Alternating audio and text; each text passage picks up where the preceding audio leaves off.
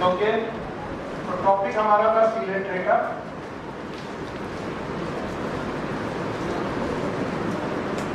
और सीलेंट रेटा के हैबिट एंड हैबिटेट को हमने पढ़ लिया था, हमने फॉर्म पढ़ लिया था, इवन हम लोगों ने सिमेट्री पढ़ ली थी, हमने इनकी जर्म लेयर के बारे में पढ़ लिया था, इवन हम इनकी मॉर्फोलॉजी भी पढ़ चुके थे। देखिए, देखने में लगता है कि बहुत कम पढ़ा, लेकिन आप 5 पॉइंट पढ़ चुके हैं। हैबिट एंड हैबिटेट पढ़ चुके हैं, फॉर्म पढ़ चुके हैं, सिमेट्री पढ़ चुके हैं, जर्म लेयर पढ़ चुके हैं और मॉर्फोलॉजी पढ़ चुके हैं। अगर मॉर्फोलॉजी थोड़ी सी याद हो तो बनाना जरूरी है। आपको मैंने बताया था 2 फॉर्म है, एक पॉलिप और एक अम्ब्रेला टाइप में। कौन है? पॉलिप। और एक लॉन्ग सिलिंड्रिकल बॉडी कैसा है? पॉलिप। बताओ इनकी बॉडी में कुछ स्ट्रक्चर्स हैं, ये क्या बोलते हैं? एक ओपनिंग है, नाम बताओ। हाँ, इनकी कैविटी याद है? कैविटी का नाम इट इज नोन एज सीलेंट्रॉन। कितने लोग हैं जो आज पहली बार बैठे इस क्लास में? भगवान, इसके पहले आप लोग वीडियो देख के आए हो?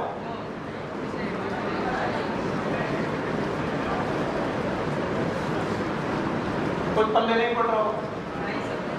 अभी तक पढ़ना भी नहीं चाहिए था, क्योंकि वो ऐसे ही था, कुछ ऐसे ही उल्टा सीधा बोल रहा था बकवास में। अब पढ़ो, बताओ क्या लिखा मैंने? ये समझ में आया? क्या लिखा है? सीलेंट रेटा वो प्राणी होते हैं जिनकी बॉडी की कैविटी का नाम होता है सीलेंट्रॉन। उनका क्या नाम होता है? सीलेंट्रॉन। तो घबराना मत, जितने भी नए लोग बैठे, जितना जितना मैं बोलूं अब यहाँ से समझ लो। यहाँ से नहीं समझ में आया तो बताना, उसके पहले तो बकवास करना था। बताओ, पर्दे का नाम? कैविटी का नाम? जिसकी कितने फॉर्म होते हैं? 2। एक सिलिंड्रिकल, कैसा? ये जो सिलिंड्रिकल है ये है पॉलिप। फिर से बोलो, पॉलिप। और एक अम्ब्रेला की तरह होता है, जैसा छाता होता है ठीक वैसा होता है। अगर वो है तो बताओ वो कौन सा बेटा? मेडुसा। तो क्या इसके पास भी कैविटी होती है? इस कैविटी का भी नाम सीलेंट्रॉन। फिर से बोलो, बताओ ये जो कंडीशन है इसे क्या बोलेंगे? माउथ। बोलो क्या बोलेंगे? और इसी माउथ का दूसरा नाम हाइपोस्टोम। फिर से बोलो, हाइपोस्टोम। तो भाइयों बहनों, जो लोग आज नए आए हैं वो यहाँ से शुरू करें कि ये हाइड्रा वाला ग्रुप है। कौन सा ग्रुप है? तो कुछ हाइड्रा ऐसा दिखता है कि ऐसा? तो ये पॉलिप है कि मेडुसा? और जो अम्ब्रेला जैसा है वो कौन है? मेडुसा। तो बताओ ये प्राणी कितने फॉर्म में पाए जाते हैं? 2। एक कौन? पॉलिप। दूसरा कौन? मेडुसा। यहाँ तक किसको नहीं समझ में आया? हाँ बताओ, बताओ क्या पढ़ रहे हैं? सीलेंट रेटा में क्या क्या पढ़ चुके? पहला पॉइंट, बंदा रहता कहाँ है? That is known as habit. दूसरा कौन? और मतलब वो यूनिसेलुलर है कि मल्टीसेलुलर? बताओ कैसा है? बताओ सेल बन चुके हैं कि टिश्यू? टिश्यू बन चुका है। सिमेट्री कैसी थी? रेडियल। जब कभी भी रेडियस के लॉन्ग सिमेट्री गुजरे, it is known as radial symmetry. बोलो कैसी? एक प्लेन की मैनी प्लेन? अगर मैनी प्लेन से काटा जा सकता है तो सिमेट्री क्या कहलाएगी? रेडियल। नाउ जर्म लेयर में कितनी लेयर है? 2। बाहर वाली एपिडर्मिस। फिर से बोलो, शाबाश मेरे बच्चे। बाहर वाली कौन सी है? एपिडर्मिस। अंदर वाली? अब आप लोग बॉडी वॉल को 2 पार्ट में देख लो, ये मैंने बनाया है। बताओ ये वाला पोर्शन क्या होगा? बताना पड़ेगा। तो ये वाला बीच में क्या होगा? बोलो, किसे लिया? पक्का भाई, जर्म लेयर होगा। इसके बाद क्या है? कितने कितने प्रकार से? 2। एक सीधा और एक उल्टा। या फिर ये सिलिंड्रिकल बॉडी क्या कहलाएगी? पॉलिप। Umbrella like? तो भाइयों बहनों मैंने इतने पॉइंट पढ़ा दिए, इसमें किसी को तकलीफ को बताओ कहाँ रहते हैं? हो गया? अच्छा बताओ, क्या ये मैराइन वाटर में रह सकते हैं? फ्रेश वाटर में रह सकते हैं? अच्छा बताओ, फॉर्म कैसी है? सिमेट्री कैसी है? क्या होगा देखो। अच्छा बताओ, जर्म लेयर कितनी है? बाहर वाली, अंदर वाली, हम बीच में कोई बेटा लेयर है? नाम बताओ। और बताओ मॉर्फोलॉजी में कितने फॉर्म है? एक कौन? दूसरा नए बच्चे जो आज बैठे हैं उनको इतनी बात कितने लोगों को समझ में नहीं है। सच सच बोलना, मास्टर से मतलब टीचर से और डॉक्टर से बात छिपाते हाँ, वरना दवा सही से नहीं मिलती। चलो हम लोगों ने पॉइंट कौन कौन से पढ़े? हैबिट है, मतलब रहता है। अच्छा दूसरा फॉर्म, टिश्यू है कि ऑर्गन है कि ऑर्गन सिस्टम है कि सेलुलर है, याद रहेगा। सिमेट्री, बोलो तीसरा कौन? चौथा कौन? जर्म है। पांचवा, क्या इनकी बॉडी में सीलेंट्रॉन है? क्या इनकी बॉडी में सीलोम है? क्या इनकी बॉडी में बॉडी कैविटी है? उस बॉडी कैविटी का नाम सीलोम है। सीलोम की सीलेंट्रॉन, सीलोमेट है कि एसीलोमेट? अब देखो बेटा, लाइव प्रोसेस समझने की कोशिश करिए। आप यहाँ से जिसको भी ना समझ में आए वो पूछ ले, चाहे नया बच्चा हो चाहे पुराना बच्चा हो, चाहे आज आपकी पहली क्लास क्यों ना हो। यहाँ से नहीं समझ में आ रहा है इसका मतलब मेरा दोस्त है। समझना, लाइव प्रोसेस में जो सबसे पहला प्रोसेस है इट इज डाइजेशन। ये खाना वाना कैसे पकड़ते हैं, कैसे खाते हैं, ये समझने की जरूरत है।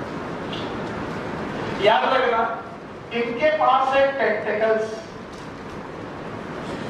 और इन्हीं टेंटिकल्स की बेस पर या फिर उस पूरे टेंटिकल्स की एपिडर्मिस पर स्पेशल सेल्स होती है known as, yes very good, it is known as cnidocyte. बोलो क्या नाम है? कल बताया था नीडोसाइट। इनका दूसरा नाम स्टिकिंग सेल। और इन नीडोसाइट और स्टिकिंग सेल की मदद से खाने को पकड़ करके बेटा अपने माउथ के द्वारा, ये वाली ओपनिंग का नाम क्या है? Mouth is also known as hypostome. फिर से बोलो, हाइपोस्टोम के अंदर ये अपने फूड को भेजते हैं। फूड को भेजते हैं जब, तो फूड जाता है एक की कैविटी में, कैविटी का नाम। और जब फूड जा रहा होता है तो इसमें पानी भी जाता है। क्या जाता है? पानी। क्योंकि ये लोग रहते कहाँ है? हवा में। बताओ, मुंह के अंदर क्या गया? पानी। पानी के साथ क्या गया? फूड। और फूड को पकड़ कर अंदर किसने भेजा है? बोलो किसने भेजा है? और किसकी हेल्प से? बोलो, जो ये फूड अंदर गया है, इस फूड पर डाइजेस्टिव एंजाइम छिड़के जाते हैं। गैस्ट्रोडर्मिस लेयर आपको याद है? याद है? भूल गया, ये पढ़ा है। बाहर वाली, अंदर वाली। तो गैस्ट्रोडर्मिस लेयर यहाँ पर एंजाइम सिक्रीट करती है और इन एंजाइम सिक्रीशन की मदद से यहाँ डाइजेशन चालू हो जाता है। बताइए, डाइजेशन सेल के अंदर है कि सेल के बाहर? कुछ लोगों को सेल के अंदर लगता है, सेल के अंदर की बाहर। तो बताओ, जब एंजाइम की प्रेजेंस में डाइजेशन चालू हो गया तो बताओ कैसा डाइजेशन हुआ? Extra cellular. तो बोलो, तो जब पार्शियल डाइजेशन हो जाता है, पार्शियल मतलब पूरा की आधा, इस आधे डाइजेशन हो जाने के बाद इस फूड को एक गैस्ट्रोडर्मिस की कोशिकाएं अंदर ले लेती हैं। ये कोशिकाएं अंदर ले लेती हैं ना vacuole, known as food vacuole. बोलो कौन सा वैक्यूल? और उस फूड वैक्यूल के अंदर फाइनल डाइजेशन होता है। पहला डाइजेशन और बाद में। तो बताओ पहला डाइजेशन कैसा है? Extra cellular. ये भी क्वेश्चन आया है हम लोग के जमाने में, तुम्हारे समय में नहीं आया। बताओ डाइजेशन इनका शुरुआत में कैसा? Extra cellular. किस कैविटी में? And that's why selectron is also known as, किसी को नाम याद है? बोलो क्या नाम है? Gastrovascular cavity. बोलो क्या नाम है? और मैंने बोला है कि बायोलॉजी में जो भी नाम रखे जाते हैं उनकी अपनी एक डेफिनेशन होती है। बताओ इस कैविटी का नाम गैस्ट्रोवेस्कुलर कैविटी क्यों रखा गया? क्योंकि इस कैविटी में गैस्ट्रो होता है। What is gastro? डाइजेशन। क्या होता है? डाइजेशन। पूरा डाइजेशन यही होता है क्या? पहला डाइजेशन कैसा? बाद में इनमें डाइजेस्टिव सिस्टम है? हमारे पढ़ेगी डाइजेस्टिव सिस्टम ऑर्गन हो गया। क्या हो गया? और ऑर्गन पहली बार कहाँ बना? दिमाग बहुत ओपन रखिए। जवाब देने के पहले हाँ या ना दोनों बोलने के पहले आपके दिमाग में कारण होना चाहिए। और जब ये अप्रोच आप बनाओगे तो एग्जाम में आप हर क्वेश्चन को राइट या रॉन्ग करते वक्त कारण जानते होगे। ये गलत है, ये नहीं होगा क्यों, और ये है क्यों। तुक्के से बचने के तरीके यही होते हैं। आपके मुंह से जो जवाब निकले उसकी पिक्चर पीछे होनी चाहिए। बताओ क्या इनमें डाइजेस्टिव सिस्टम है? नहीं है। क्यों? डाइजेस्टिव सिस्टम में ऑर्गन बन जाएगा। और ऑर्गन बन गया तो ऑर्गन बेटा ऑर्गन ग्रेड बॉडी हो जाएगी। तो बताओ सीलेट डेटा की बॉडी ऑर्गन ग्रेड है? कैसी है? तो बताओ सीलेट डेटा में ऑर्गन और ऑर्गन नहीं है तो डाइजेस्टिव सिस्टम, और डाइजेस्टिव सिस्टम नहीं है फिर भी डाइजेशन है। पहला स्टेप बाद में एक्स्ट्रा सेलुलर, पहले इंट्रासेलुलर, और इस डाइजेशन के बाद बेटा एनर्जी इन्हीं सेल्स में भेज दी जाती है। तो डाइजेशन हो गया पहला प्रोसेस। दूसरा प्रोसेस रेस्पायरेशन। रेस्पायरेशन का मतलब है गैस एक्सचेंज। यहाँ ट्रू रेस्पायरेशन नहीं है, केवल गैस एक्सचेंज है। और ये जो गैस एक्सचेंज कर रहे हैं हाइड्रा के मेंबर, ये जीबीएस से कर रहे हैं। बोलोगे what is GBS? General body surface. बोलो यानी कि एपिडर्मिस और हाइपोडर्मिस की हर कोशिका अपना एक्सचेंज ऑफ गैसेस किसी रेस्पिरेटरी सिस्टम के द्वारा करती है। करती है कि नहीं करती? नहीं। क्या डायरेक्ट करती है? डायरेक्ट किस सरफेस से करती है? General body surface. ओके, याद रखना रेस्पिरेशन के बाद circulatory system. There is no circulatory system. Circulatory system इनमें कुछ नहीं है। बस याद रखना सर्कुलेशन से रिलेटेड अगर कुछ है तो वाटर है, और वाटर इन और आउट एक ही ओपनिंग से होता है। जिस ओपनिंग से इन गया उसी ओपनिंग से आउट हो गया। इसका मतलब है इनमें माउथ और एनस जैसे डिफरेंशिएशन नहीं है। और ऐसी बॉडी प्लान को बोलते हैं ब्लाइंड सैक प्लान। बोलो क्या नाम? It is known as blind. Blind का मतलब होता है जो एक तरफ से बंद हो। सैक का मतलब सैक। ऐसा प्लान जिसे हम लोग बोलते हैं ब्लाइंड सैक प्लान। तो बताओ सर्कुलेटरी सिस्टम है कि नहीं है? नहीं है। एक्सक्रीशन के लिए GBS. What is GBS? Again excretion, again it is GBS, that is known as general body surface. और मैं एक्चुअली अपने स्टूडेंट पर पूरी तरह डिपेंडेंट रहता हूँ। अजीब है, स्टूडेंट को टीचर पे डिपेंड होना चाहिए, पर मैं आप पे डिपेंड रहता हूँ। देखो कैसे? क्या मैंने हैबिट एंड हैबिटेट पढ़ लिया? Form? No sir. Symmetry? Germ layer? इसके बाद क्या मैंने आपको मॉर्फोलॉजी पढ़ा दी? क्या मैंने लाइफ प्रोसेस पढ़ा दिए? कितने पॉइंट हो गए? 6। अब 7वां पॉइंट बताओ। पर मैं रिप्रोडक्शन जाने के पहले इन सिस्टम में 4 सिस्टम में एक नया सिस्टम जोड़ना चाहता हूं, एंड दैट नया system is known as nerve tissue. इस पॉइंट को खूब हाईलाइट करके लिख लेना, एनसीईआरटी में ये पॉइंट नहीं है। क्या रखना? These are the first organism, इस दुनिया में आए पहले एनिमल हैं जिन्होंने नर्व टिश्यू बनाए। They have diffuse nerve। Diffuse nerve वो नर्व होती है जिनमें सेंसरी और मोटर का डिफरेंशिएशन ना हो। सुनो फिर से, जो नर्व स्टिमुलस लेके आती है दैट इज सेंसरी। आपने मुझे छुआ, मुझे पता चल गया नर्व ने ये चीज हमारे ब्रेन तक पहुंचाई। बताओ ये सेंसरी है कि मोटर? आपके छूने में कुछ खराबी थी, मैंने हाथ हटा दिया, मैंने क्या दिया? रेस्पॉन्स। बोलो क्या दिया? रेस्पॉन्स बताने वाली नर्व का नाम मोटर है। बोलो अभी इधर मेरा देखो, जो नर्व आपको सेंस दे और जो फंक्शन करे, मैं मसल कांटेक्ट कांटेक्ट करना चाहता हूँ, क्या नर्व कांटेक्ट कराएगी? कौन सी? और तुमने मुझे छुआ और मुझे पता चल गया सेंसरी। तो जब सेंसरी और मोटर का डिफरेंशिएशन हो, अलग अलग हो, तो it is known as true nervous system. और जब नर्व में सेंसरी और मोटर का डिफरेंशिएशन ना हो, it is known as diffuse. तो याद रखना, they have most primitive nervous system, most primitive. इनसे ज्यादा प्रिमिटिव नर्वस सिस्टम किसी का नहीं है। और अगर आप इस बात को मुझे बता दोगे कि these are the first animal, these are the first animal which acquire nervous system, बताओ, कोरिकेरा में नर्वस सिस्टम, प्रोटोजोआ में, अमीबा में, तो पहली बार नर्वस सिस्टम किसने एक्वायर किया? सीलेट बेटा। बोलो किसने? तो अब आप देख लो, लाइफ प्रोसेस तो खत्म हो गया, अब रिप्रोडक्शन खाली बचा है, तो वो समझा दूंगा, मुझे आता है, मैं समझा दूंगा। लेकिन इतना जो बोर्ड में है, इसे बिना देखे आप मुझे बताएंगे, इधर बिना देखे बताएंगे। बताओ, हम लोगों ने इनके दो फॉर्म पढ़े, एक कौन? पॉली, और दूसरा कौन? चाहे पॉलिप हो चाहे मेडुसा हो, इनकी अपनी कैविटी है। कैविटी का नाम? क्या ये डिप्लोप्लास्टिक है? बाहर में लेयर एपिडर्मिस, अंदर वाली एपिडर्मिस, बीच में मीसोफिलिया। क्या इनके पास लाइफ प्रोसेस में डाइजेशन का एक प्रोसेस है?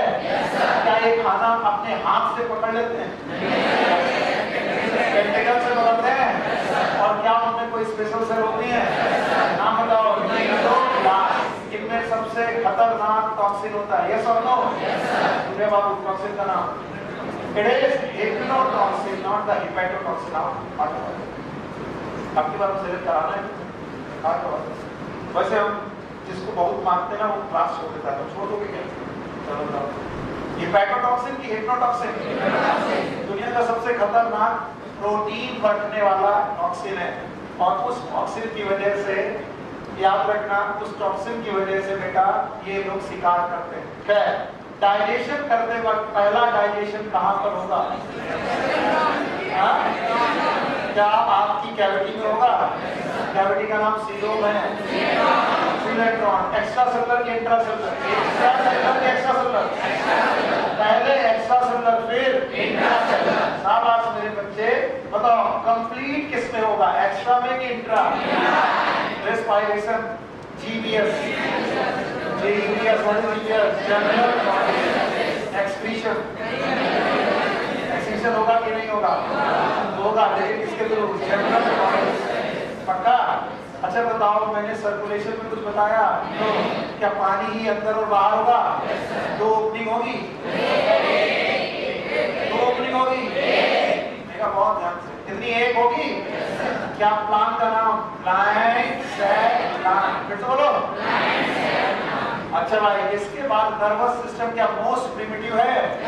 कितना प्रिमिटिव? इनके पहले नर्वस सिस्टम, नर्व कैसी है? सेंसरी और मोटर अलग अलग दिख रही हैं? कैसी हैं?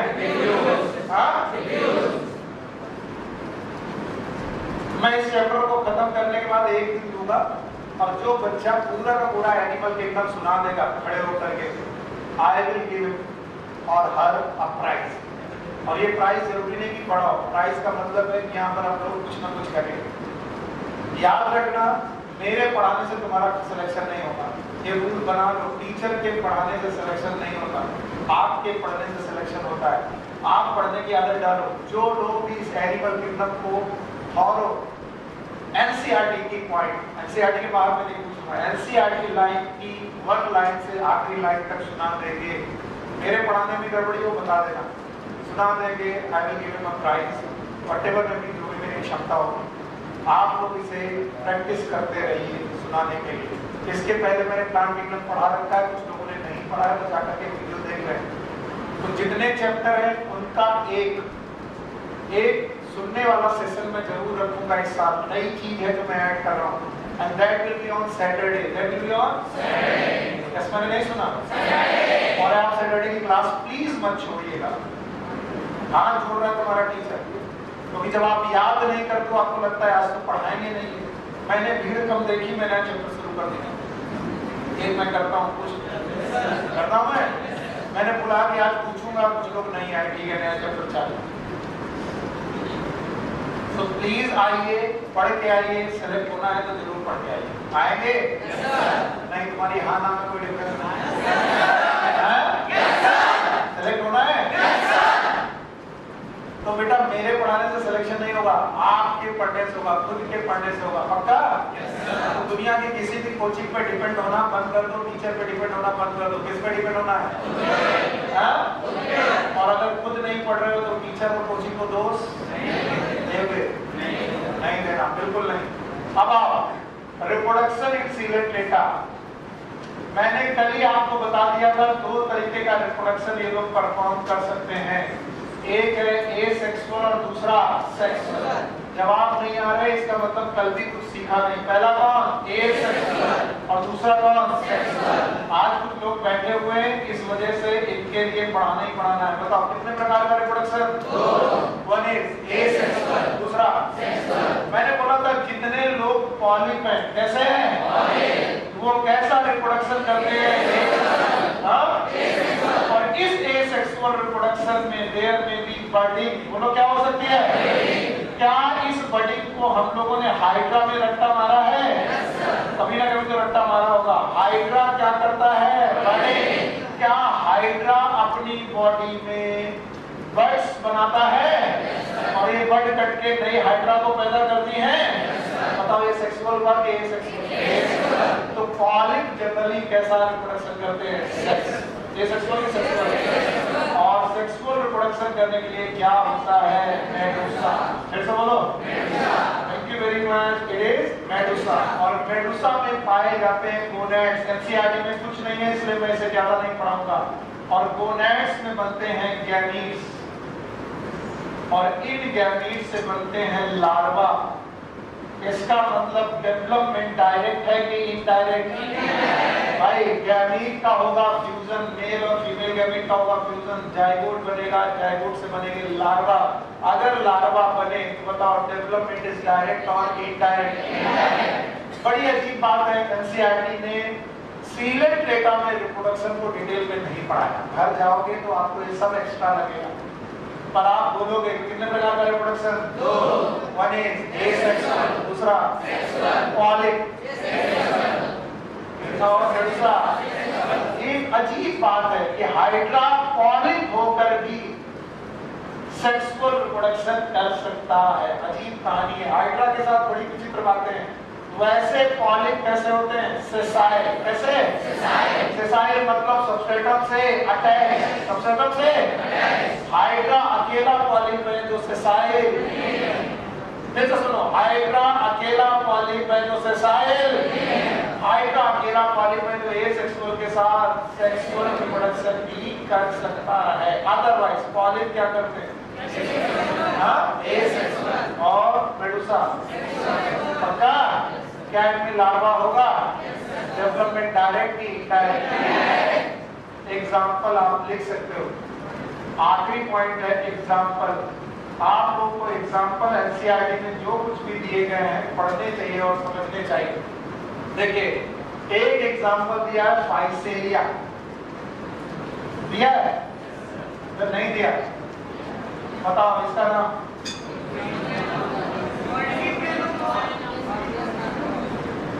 मजेदार तरीके से पढ़ाई नहीं कर रहा हूं। चलो मुझे बोर्ड खाली चाहिए, पहले इसे खत्म करो। बोलो क्या रिप्रोडक्शन कितने प्रकार का? 1 इज एसेक्सुअल, दूसरा सेक्सुअल। बताओ पॉलिप, मेडुसा। पॉलिप एसेक्सुअल और मेडुसा। क्या हाइड्रा में बडिंग है? अच्छा, बडिंग एक सेक्सुअल रिप्रोडक्शन है कि एसेक्सुअल? मेडुसा कैसे? सेक्सुअल। गोनेड्स होंगे? गैमीट बनेंगे? फ्यूजन होगा? लार्वा बनेगा? डेवलपमेंट इज क्या बात है? Direct indirect? तो 7 पॉइंट के बाद जो 8वां पॉइंट में डिस्कस करता हूं वो क्या होता है? एग्जाम्पल। एग्जाम्पल में पहला एग्जाम्पल इसका दूसरा नाम man of war.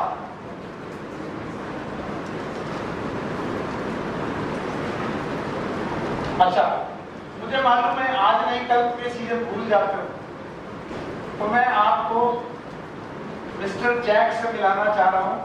Pirates of Caribbean. Pirates of Caribbean के मिस्टर जैक्स कुछ ऐसे ही दिखते हैं, जैक स्पैरो। ये एक लड़ाकू टोपी की तरह दिखने वाला बंदा है, जैसे लोग अब जो वॉरियर हुआ करते थे, जो वॉर पे जाने वाले लोग टोपियां पहनते थे, वैसा दिखता है Portuguese man of war. That's why it is known as Portuguese man of war. बोलो physalia is also known as Portuguese man of war. पहला हो गया। अच्छा, बहुत सारे लोगों ने कलम से लिखा होगा, बहुत सारे लोगों को जिंदगी में पेन ही मिल गया होगा। तो जिन लोगों को पेन मिल गया वो कलम के बारे में नहीं जानते। जो गांव के लोग हैं, प्राइमरी पाठशालाओं में पढ़े हुए, उन्होंने कलम से लिखा है। क्या अभी भी कोई कलम से लिखा है? नहीं लिखा। हम लोग के समय पर हम लोग लिखते थे। आपने लिखा है? ये बांस से कलम बनाते हैं, ठीक है। और ऐसे ही कलम की तरह दिखने वाला है बंदा देश, समुद्र में पाया जाने वाली कलम जैसा दिखने वाला है बस। and that's why it is known as sea pen। बोलो क्या नाम है? sea pen। वैसे से क्या बोलते हैं? पेन्यूटेला। पेन्यूटेला।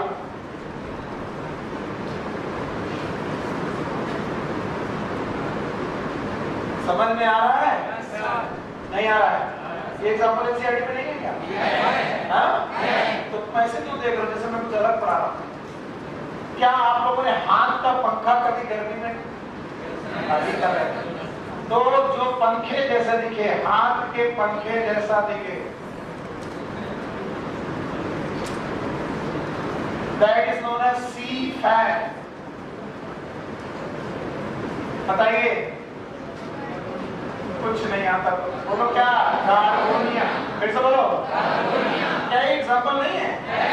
इसके पहले पढ़े नहीं? पढ़े हैं, बताओ जल्दी बोलो। पाइसेरिया का दूसरा नाम पोर्टुगीज मैन ऑफ वॉर है। अच्छा बताओ, सी पेन। पेन्यूटेला। तुम ऐसे देख लो जैसे इसमें एग्जाम्पल नहीं है, इसके लिए देखना पड़ेगा। पाइसेरिया है। इसके अलावा एडेम्सिया। एडेम्सिया इज। तो बेटा चौथा एग्जाम्पल लिख लो, sea anemone. It is एडेम्सिया।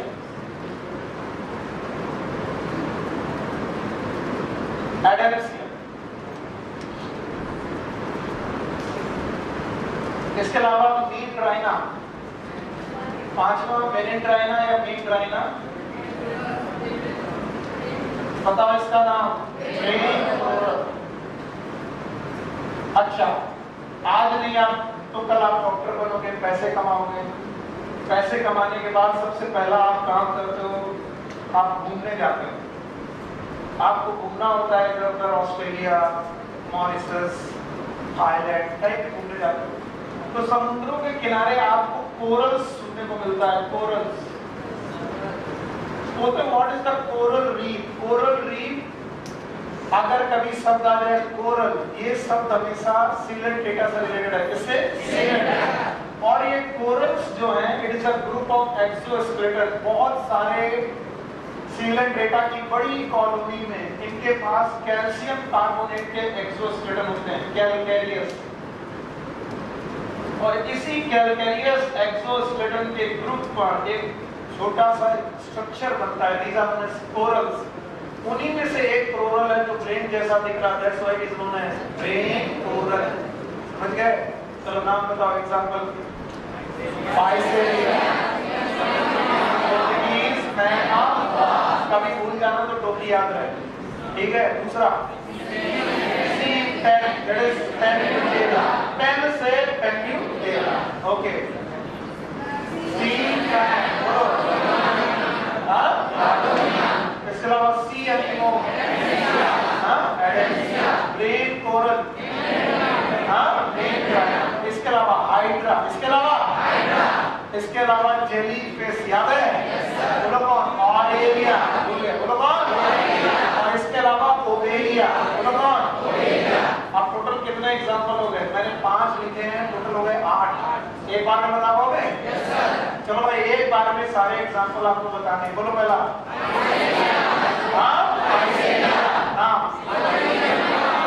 Portuguese man कैनिकेला, कैनिकेला, बोलो। सी पे है कार्बोनिया, बोलो क्या? कार्बोनिया, सी एलिमोन, सी एलिमोन, हो गया? ब्रेन कोरल, मैंने ट्राई ना। कभी अगर भूल जाओ तो मेनिंजाइटिस सब सुना है? मेनिंजिस सुना है? मेनिंजिस कहाँ होती है? Brain, and that's why it is meandrina, brain coral, याद रहेगा।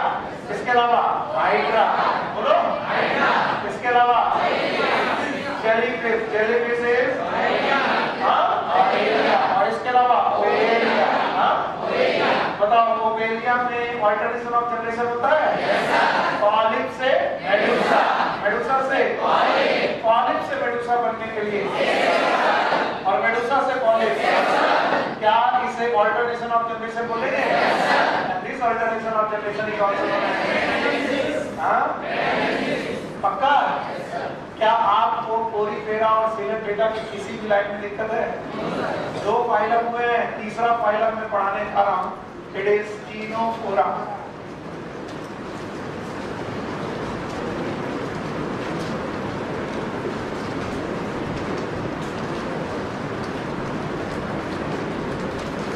Ctenophora also known as comb bearer. NCERT ने बोलती है comb jellies,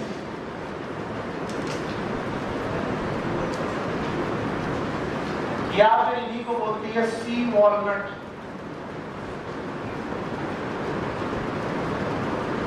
अच्छा, अब इसकी पढ़ाई को थोड़ा इजी करते हैं, इजी करते हैं। जरा ऊपर देखो ध्यान से, सीलेंट्रेटा और टीनोफोरा में लगभग 90% सिमिलरिटीज है। कितनी? 90%। फिर से बोलो 90%। यानी जो बात सीलेंट्रेटा के लिए लागू है वही बात किसके लिए लागू है? टीनोफोरा। कुछ बेसिक डिफरेंस है मॉर्फोलॉजी। तो मैं बिना पढ़ाए पूछूं, बताओ सिमेट्री? अभी मैंने पढ़ाया नहीं, बोलो सिमेट्री। क्या बात है, जर्म लेयर, बताओ मीजोग्लिया होगी? होगी?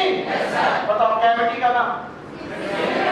सीलेंट, पैरागैस्ट्रिक की गैस्ट्रोवेस्कुलर, टेंटिकल हो सकते हैं? डाइजेशन में पहला एक्सट्रा, फिर रेस्पिरेशन, जनरल बॉडी सरफेस। देखिए मैंने पढ़ाया, बिना पढ़ाए तो इतनी सारी बातें कर रहा हूं मैं। किसके बारे में?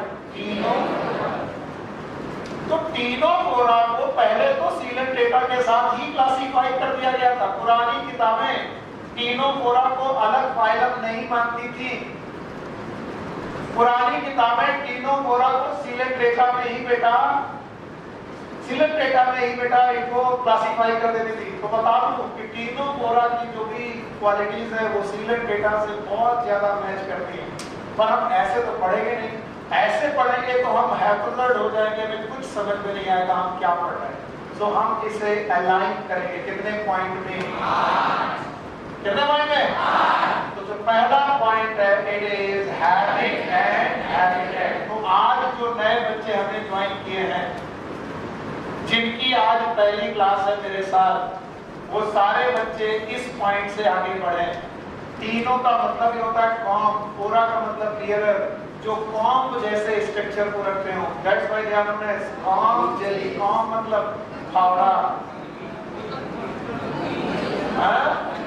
ओके, अच्छा, they are also known as sea walnut. पहला पॉइंट बताओ भाई, जो नए बच्चे हो तो घबरा जाएंगे ना कि बताओ पुराने को नहीं आ रहा तो हमें क्या आएगा। पहला पॉइंट हैबिटेट, मतलब ये कहाँ रहते हैं, हैबिट मतलब ये कैसे रहते हैं। तो चलो, हैबिट एंड हैबिटेट में the first point, all of them are aquatic. इनमें सब के सब मेंबर एक्वेटिक हैं एंड एक्सक्लूसिव मैरीन। कोई भी बंदा फ्रेश वाटर में नहीं है, सब के सब मरीन वाटर में पाए जाते हैं। एक्सक्लूसिव मरीन, मरीन मतलब all of them are present in sea or ocean। कोई भी बंदा आपको नदी तालाब में नहीं मिलने वाला। Exclusive marine. हैबिटेट हो गया, habit, they are free swimming, all of them are free swimming animals. ये सेसाइल कंडीशन में नहीं रह सकते, ये कहीं चपक के नहीं रहते, ये हमेशा मूव करने वाले मेंबर है, हमेशा फ्रीली स्विम करते रहते हैं। तो हैबिट एंड हैबिटेट में पहला पॉइंट आप सबको बताना पड़ेगा। बोलो कहाँ रहते हैं? पानी में। पानी में भी फ्रेश वाटर की मरीन कोई भी बंदा फ्रेश वाटर में याद रखना। ये कैसे रहते हैं? फ्री स्विमिंग करते हैं। देखो हैबिट एंड हैबिटेट हो गया। दूसरा पॉइंट फॉर्म में हम लोग क्या डिस्कस करते हैं? किसी को याद है? कुछ नहीं याद है। फॉर्म में हम डिस्कस करते हैं लेवल ऑफ ऑर्गेनाइजेशन। क्या याद है? Level of organisation. और आपको मालूम है लेवल ऑफ ऑर्गेनाइजेशन डिस्कस करते वक्त हमने आपको 4 बातें बताई हैं। कितनी बातें? या तो सेलुलर, या तो ऑर्गन, या तो मदद करते रहो मेरी, आपकी मदद अपनी आप हो जाएगी। बताओ ये लोग यूनिसेलुलर की मल्टीसेलुलर, और मल्टीसेलुलर होने के साथ साथ क्या इनमें टिश्यू बन चुका है? No sir. इसका मतलब है इनकी बॉडी होगी tissue grade, they have tissue grade body.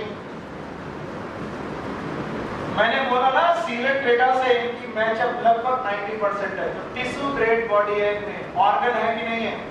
पता ही नहीं। बताओ डाइजेस्टिव सिस्टम होगा? रेस्पिरेटरी कोई भी सिस्टम नहीं होगा। तो level of organisation point number 2 है जिसमें हमने पढ़ लिया they have multi cellular body. कैसी बॉडी है? नाउ थर्ड पॉइंट यहां लिख रहा हूं मैं। Third point is symmetry. जब भी आप इनकी सिमेट्री डिस्कस करेंगे बताइए कैसे होंगे? रेडियल। This होगा रेडियल सिमेट्री, यानी इनकी बॉडी को रेडियस के अलॉन्ग मल्टीपल प्लेन से इक्वल हाफ में बांटा जा सकता है। So this होगा रेडियल सिमेट्री। बताओ ये सारी बातें, सारी की सारी बातें सीलेट डेटा पे लागू थी? Yes. क्या सीलेट डेटा भी एक्वेटिक थे? Yes. एक बात अलग है, सीलेट डेटा के मेंबर फ्रेश वाटर भी थे, लेकिन ये एक्सक्लूसिव मैरिन। क्या वो लोग सेसाइल भी थे? फ्री और बेटा फ्री स्विमिंग भी थे? बताओ ये केवल सेसाइल। बताओ उनका लेवल ऑफ ऑर्गेनाइजेशन कैसा था? इनका भी। क्या वो भी मल्टीसेलुलर थे? ये भी मल्टीसेलुलर। सिमेट्री उनकी भी कैसी थी? रेडियल। इनकी भी रेडियल। बताओ 3 पॉइंट तक आपको कोई दिक्कत ना आई हो तो मैं 14 पॉइंट बोलूं। 14 पॉइंट क्या है? हाँ बताओ, इसे हटा रहा हूं मैं और इसे आप समझिएगा। The fourth point is germ layer. मुझे इतना मालूम है कि तुम ये जर्म लेयर भी मैं समझा रहा हूं, मुझे मालूम। बताइए जर्म लेयर में ये बंदा डिप्लोब्लास्टिक की डिप्लोब्लास्टिक, क्या ये 2 जर्म लेयर रखने वाला होगा? शाबाश बेटा। बाहर वाला लेयर इट इज एक्टोडर्म। फिर से बोलो। Thank you very much. This is ectoderm. और अंदर वाला लेयर इट इज मेसोडर्म के एंडोडर्म। अच्छा मैं अगर बिना पूछे बिना बताए पूछूं, बताओ एक्टोडर्म का दूसरा नाम? एपिडर्मिस। फिर से बोलो। Yes it is epidermis my dear. बिल्कुल सीलेट डेटा जैसा ही है। और अंदर वाली लेयर, जितने लोगों को दिक्कत आ रही है मैं इसका स्ट्रक्चर बना दूंगा, चिंता मत करो। मैं केवल सीलेट डेटा के बेसिस पे बना रहा हूँ। एक्टोडर्म और एंडोडर्म, मान लीजिए ये आपकी एक्टोडर्मल लेयर है और मान लीजिए ये एंडोडर्मल लेयर है। एक्टोडर्म और एंडोडर्म के बीच में this is outer layer that is known as ectoderm and this is inner layer that is known as endoderm. Ectoderm और एंडोडर्म के बीच में they have jelly like मीसोग्लिया।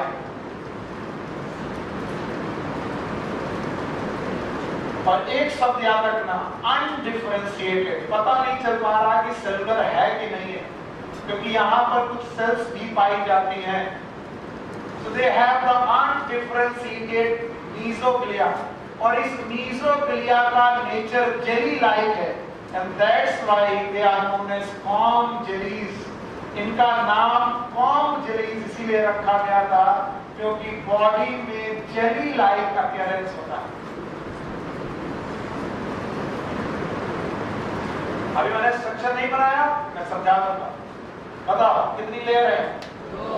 Outer epidermis, अंदर एंडोडर्मिस, बीच में क्या ये मेसोग्लिया है? डिफरेंशिएटेड क्या डिफरेंशिएटेड और अनडिफरेंशिएटेड कैसी लाइक है? Jelly like. हां, एक बात देखना, इनकी एपिडर्मिस से तुम एंडोडर्मिस तक को देख सकते हो। So they have transparent body, transparent body. ये अंतर है, इनकी बॉडी ट्रांसपेरेंट है, इसके बाहर से तुम इनके अंदर के स्ट्रक्चर दे सकते हो। याद रखना, their jelly like structure and their epidermis, all of them are the transparent body रखते हैं ये लोग। जो कुछ समझ में नहीं आ रहा बेटा मुझे बताओ, सबसे पीछे इधर आ जाओ आगे। अगर वहां से अगर कुछ समझ में नहीं आ रहा, दिख नहीं रहा तो यहां पर आ जाओ। आ रहा है? चलो बताओ, मैंने पहला पॉइंट क्या पढ़ाया था? हैबिट। दूसरा पॉइंट, तीसरा सिमेट्री, चौथा अभी मैं क्या पढ़ा रहा हूँ? जर्म। अब जर्म लेयर में मैंने पढ़ाया ये कितने हैं? कितनी लेयर में? 2। और 2 जर्म लेयर की वजह से इन्हें क्या बोलेंगे? डिप्लोप्लास्ट। बाहर वाली एपिडर्मिस, अंदर वाली एंडोडर्मिस। इनके बीच में एक जेली लाइक लेयर होगी। नाम बताओ?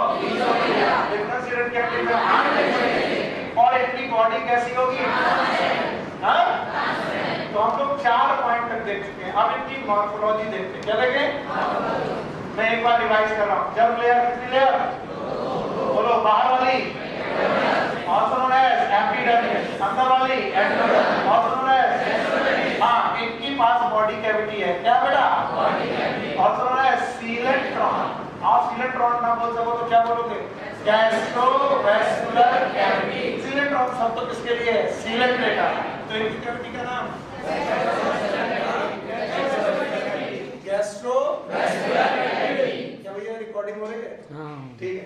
इसके अलावा आपको इतना मालूम है कि बेटा इनकी आउटर और इनर लेयर के बीच में जो मेसोग्लिया है वो डिफरेंशिएटेड है क्या? और वो जो अनडिफरेंशिएटेड मेसोग्लिया वो नॉर्मल है, सॉलिड है कि जेली लाइक है? जब आप इतना सीख लोगे तो अब आपको बताया जाएगा कि सर इनकी मॉर्फोलॉजी दिखाइए। जैसे सीलेंट्रेटा में मॉर्फोलॉजी 2 पार्ट में बटी थी, कैसी? कौन-कौन से? पॉलिप और मेडुसा। ऐसा यहाँ डिफरेंशिएशन नहीं है। एक स्ट्रक्चर है जो बेटा स्फेरिकल स्ट्रक्चर है, और इस स्फेरिकल स्ट्रक्चर में there are the 8 comb plates.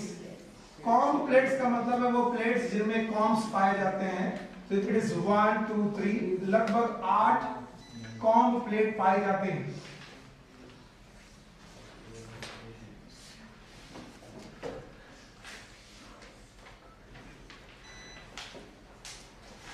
याद रहेगा? इन कॉम्ब प्लेट्स में पाए जाते हैं सीलिया। क्या पाए जाते हैं? Cilia. And which give them comb like appearance. तो दे हैव 8 रोज, 8 रो है ऑफ कॉम्ब प्लेट्स। ये 8 रो है जो कॉम्ब प्लेट्स की बनी है एंड विद सीलिया। इसका मतलब ये सब के सब सीलिएटेड है। याद रहे, they may have tentacle, may not have tentacle. इनकी बॉडी में टेंटिकल हो भी सकते हैं और नहीं भी हो सकते हैं। अगर टेंटिकल हुए तो वो भी सीलिएटेड होंगे। दे मे हैव टेंटिकल्स। टेंटिकल्स, तो इनके पास टेंटिकल्स जब भी होंगे it will be 2 in number. पर मैं आगे लिख लूं मे प्रेजेंट, प्लस का मतलब मे प्रेजेंट और मे नॉट प्रेजेंट, यानी टेंटिकल हमेशा हो जरूरी नहीं है। पर जब भी टेंटिकल होंगे इनका नंबर कितना होगा? 2, और वो टेंटिकल भी सीलिएटेड होंगे। इसके अलावा इनमें 8 रोज होंगी कॉम्ब प्लेट्स की। याद रखना, ये कॉम्ब प्लेट्स जो होंगी ये आपको अटैचमेंट और लोकोमोशन में हेल्प करेंगे। अटैचमेंट एंड लोकोमोशन में हेल्प करेंगे।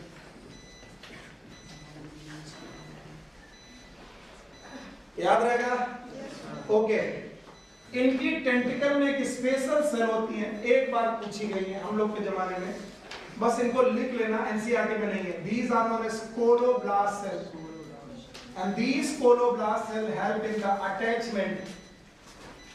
So they have the coloblast cell. चूंकि इनका बॉडी अपसाइड डाउन एक ही जैसा होता है, स्फीयर लाइक होता है,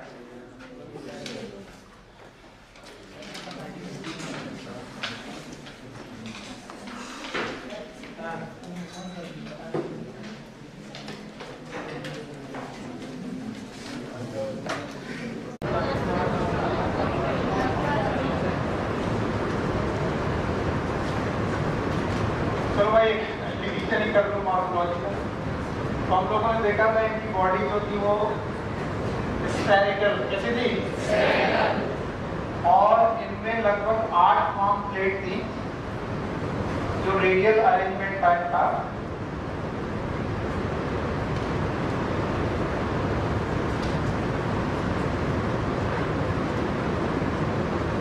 अगर ज्यादा हो गई तो माफ करना। अच्छा, इनमें प्रेजेंट है टेंटिकल्स।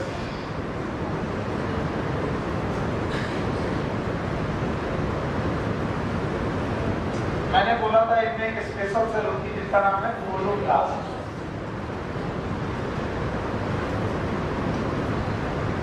इनकी बॉडी में एक माउथ होगा, स्ट्रक्चर होगा, उसके अंदर सीलेंट्रॉन होगी जो ट्रांसपेरेंट तरीके से दिखाई पड़ रही होगी एनसीईआरटी में, वो तुम देख नीचे की तरफ। It is known as hypostome. Cavity का नाम होगा गैस्ट्रोवेस्कुलर कैविटी। कौन सी कैविटी? Gastrovascular cavity. कोलोब्लास्ट जो सेल होंगी ये अटैचमेंट में हेल्प करेंगी। इसके अलावा चूंकि ये स्फेरिकल होते हैं, जिनका अपर साइड और लोअर साइड एक ही जैसा होता है, फिर भी इनमें कहीं ना कहीं अप साइड और डाउन साइड अलग अलग होना ही चाहिए। इसको पता लगने के लिए इनके पास एक स्पेशल सेल ऑर्गन होता है जो is known as statocyst. It is known as balancing organ.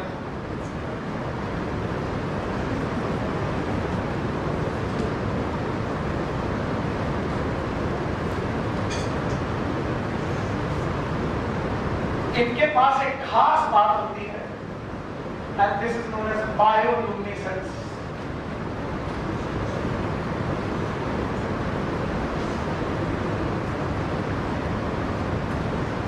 पहली बात मैंने बताई थी कि इनकी मीजोग्लिया नॉर्मल थी कि जलीला है, और बॉडी कैसी थी? ओपेक की ट्रांसपेरेंट। तो ये ट्रांसपेरेंट बॉडी की जो इनकी मीजोग्लिया है रात में लाइट एमिट करती है। क्या करती है? लाइट। और लाइट एमिट करने की इस प्रॉपर्टी का नाम है bioluminescence. It is a light emitting property.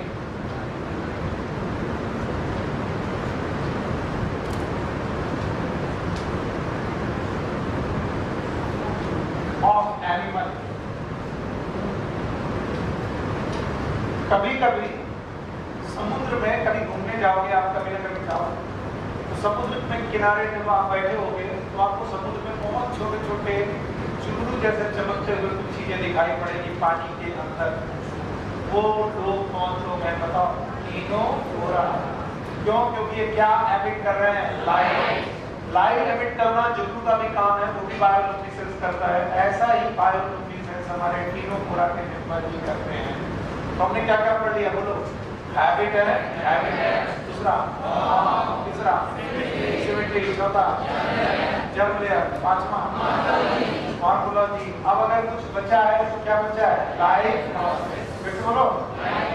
और लाइफ प्रोसेस सब लोग मिलके पढ़ें, और मैं अब डिटेल में नहीं जाऊंगा क्योंकि एनसीईआरटी में लिखा नहीं है ज्यादा, पर जितना मैं पूछता जाऊं बताते जाओ। डाइजेशन याद रहेगा? बताओ डाइजेशन पहला कैसा? और जो ये एक्स्ट्रा सेलुलर डाइजेशन है क्या ये कैविटी में हुआ है? किस कैविटी में? Gastrovascular cavity.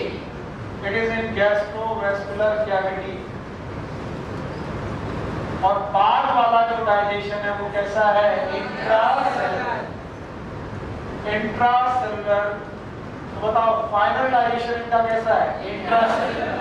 और शुरुआत में एक्स्ट्रा। तो क्या इनके पास भी बॉडी कैविटी होती है? अगर आप एनसीईआरटी देखोगे तो वो बॉडी कैविटी आपको डायग्राम में दिखाई पड़ेगी। मैं कोशिश करता हूँ वो डायग्राम आपके सामने लाने का।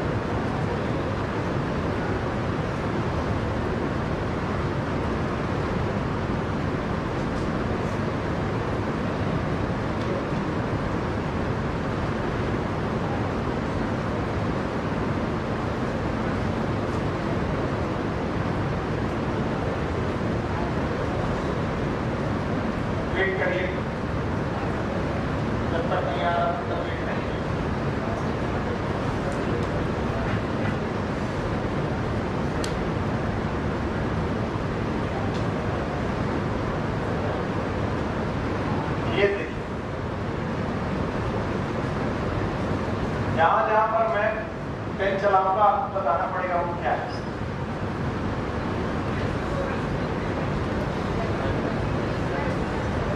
दिखाई पड़ रहा है? बताओ ये जो कैविटी है दिस, ये बताओ हाइपोस्टोम, ये क्या है? वेंट्रिकल। ये क्या है? बताओ ये जो प्लेट्स है इनका नाम? कितनी कॉम्प्लेट है? तो जब ये खाना खाते हैं तो खाना पहले किस कैविटी में जाएगा? गैस्ट्रोस्टोम कैविटी में जाएगा। और गैस्ट्रोगैस्ट्रो कैविटी में गया तो पहला डाइजेशन इंट्रासेलुलर की एक्स्ट्रासेलुलर, और बाद में ये डाइजेशन एक्स्ट्रासेलुलर के बाद कैसा होगा? याद रहेगा? चलो भाई, कुछ लोग तो छोड़ देते हैं आसान, अपना खेल कूद में लग जाते हैं। क्या था? इधर ध्यान दो। जाला, जिंदगी में जाला लगने वाला है तो इधर देखो। लाइफ प्रोसेस में डाइजेशन में पहला एक्स्ट्रासेलुलर, दूसरा नाउ डाइजेशन के बाद दूसरा पॉइंट है रेस्पिरेशन। बताओ रेस्पिरेशन कैसे करते होंगे? जीवीएस। What is GVS? बताओ एक्सक्रीशन कैसे करते होंगे? GVS. What is excretion? GVS. क्या बोलो? General body surface. इसके अलावा नर्वस सिस्टम के बारे में क्या होगा? पता नहीं। नर्वस सिस्टम एडवांस की diffuse. Thank you very much. It is diffuse nervous system. अगर आपको इतना समझ में आ गया है तो आप काफी कुछ समझ चुके हैं। देखिए यहाँ लिखा हुआ है, जो लाइन में लिखा हुआ है वो अंडरलाइन कर रहा हूँ। Digestion is both, digestion is both and पहला के बाद में क्या इनमें बायोलुमिनेसेंस पाया जाता है? The property of living organism to emit light किसमें पाया जाता है? बोलो क्या? पक्का? अगर आपको इतना समझ में आ गया है तो हम लोग वापस बोर्ड की तरफ चलते हैं। देखो मैंने कुछ भी एक्स्ट्रा नहीं लिखाया, वही बातें लिखाई। चलो, डाइजेशन हो गया, रेस्पिरेशन हो गया, एक्सक्रीशन हो गया, इसके अलावा नर्वस सिस्टम हो गया। अगर ये सब कुछ हो गया तो आप बचता है रिप्रोडक्शन। क्या बचता है? चलो रिप्रोडक्शन पे ध्यान देते हैं। Reproduction mainly sexual.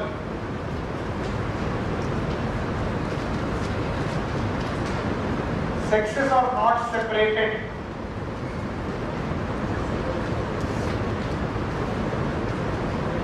इनमें पॉलिप और मेडुसा ऐसा कुछ नहीं है, यानी मेल और फीमेल का डिफरेंशिएशन नहीं है।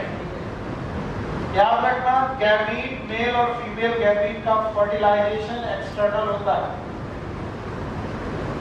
Fertilisation is external. देखो एनसीईआरटी में इंटरनल लिखा है कि एक्सटर्नल? एक्सटर्नल। इसका मतलब जो जाइगोट बना है ये एक्सटर्नल कंडीशन में बना है। and this zygote will converted into embryo and embryo into larva. Larva अगर है तो बताओ डेवलपमेंट डायरेक्ट की इनडायरेक्ट? एनसीईआरटी में क्या लिखा है? तो development is indirect. Indirect development. बस मैं यही रुक करके तुम्हारा ध्यान खींचना चाहूंगा। पूरी फेरा याद है? बताओ सेक्सेस उसमें सेपरेट थे कि नहीं थे? जवाब नहीं आएगा तो मारोगे। हाँ? वो मोनोइसियस थे, ये भी मोनोइसियस हैं, वो भी गैमेट बनाते थे, ये भी गैमेट बनाते हैं। उनका गैमेट फ्यूज होता था, इनका भी फ्यूज होता, लेकिन उनका गैमेट फ्यूज होता था एक्सटर्नल की इंटरनल। कोरीफेरा का फर्टिलाइजेशन इंटरनल, टिनोफोरा का एक्सटर्नल। उनमें भी लार्वा बनता था, इनमें भी लार्वा बनता है। बताओ उनका भी डेवलपमेंट कैसा था? इसका भी अंतर बताओ कहां पर है? फर्टिलाइजेशन। सुनो किसमें? कोरीफेरा कैसे थे और ये वाले याद रहेगा। इसके बाद है एग्जांपल्स। एग्जांपल यस, पहला एग्जांपल एनसीईआरटी में क्या लिखा है? हाँ, प्लूरो, प्लीज इसे सही ढंग से लिखिएगा। Pleurobrachia. This pleurobrachia is known as sea gooseberry.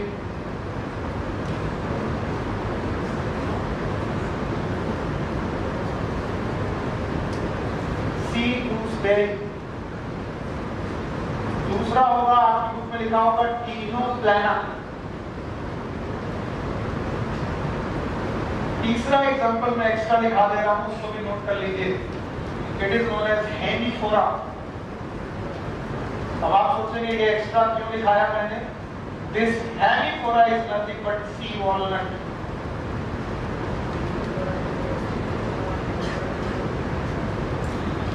समुद्री walnut, sea walnut, it is hormiphora. चलिए अब कुछ चीजें मैं पूछ रहा हूं, सारे लोग सोच के जवाब देंगे। सी पेन, सी फैन, सी एनिमोल। Very good. इसके बाद आया आपके पास सी गूसबेरी। Sea gooseberry. इसके बाद आएगा सी वॉलनट। याद रहेगा? ऐसे सी से जुड़े हुए बहुत सारे चीजें आपके सामने आने वाली हैं और आप इतना कंफ्यूज होने वाले हो कि कौन किसमें था। अब बताओ इसके पहले वाले एग्जांपल किसके थे? Sealant PETA. किसका? और ये वाले पक्का? चलो बाक स्पॉन्ज, फ्रेश वाटर स्पॉन्ज। अभी तक एग्जांपल सारे याद है आपको? स्काइफा का दूसरा नाम, चलो वो तीन याद है। अच्छा सीलेंट पेटा पूछना। पाइसेरिया का दूसरा नाम, पोर्टुगीज मैन ऑफ ओबेलिया याद है? Yes sir. और एलिया का दूसरा नाम? हाइड्रा याद है? Yes sir. अच्छा बताओ पेनिटेला का दूसरा नाम? कार्बोनिया का दूसरा नाम? मेनेंड्राइना का दूसरा नाम? सी गूसबेरी का दूसरा नाम? That is Ctenophora. अच्छा बताओ सी वॉलनट, इसके अलावा टीनोप्लाना। कैसे बोलो? तो thank you very much, bye bye. Ctenophora. Now the next is Platyhelminthes.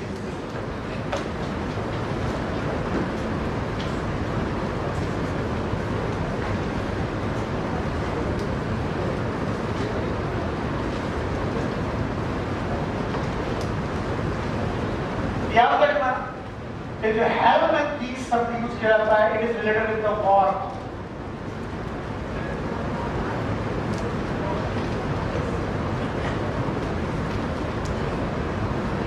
Platyhelminthes. अब प्लेटी का मतलब है फ्लैट।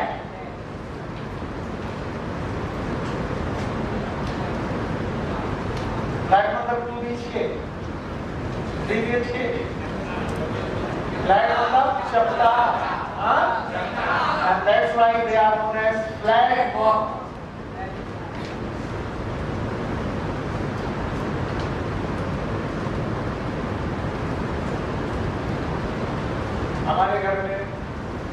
सिस्टर्स हैं हमारी, मम्मा की मम्मा तो नहीं करती, सिस्टर्स हैं, छोटी बहनें हैं, उनके सर पे अक्सर आप लोगों ने फीते देखे होंगे, पते होंगे सर, आप तो देखे देखें तो फीते जब आप देखते हैं तो वो 2D स्ट्रक्चर लगते हैं कि 3D, पता नहीं, डी नहीं पता, 2D की 3D, 2D मतलब अपने लंबाई और चौड़ाई। उनकी डॉर्सल सरफेस कैसी है? फ्लैट, और वेंट्रल सरफेस भी फ्लैट।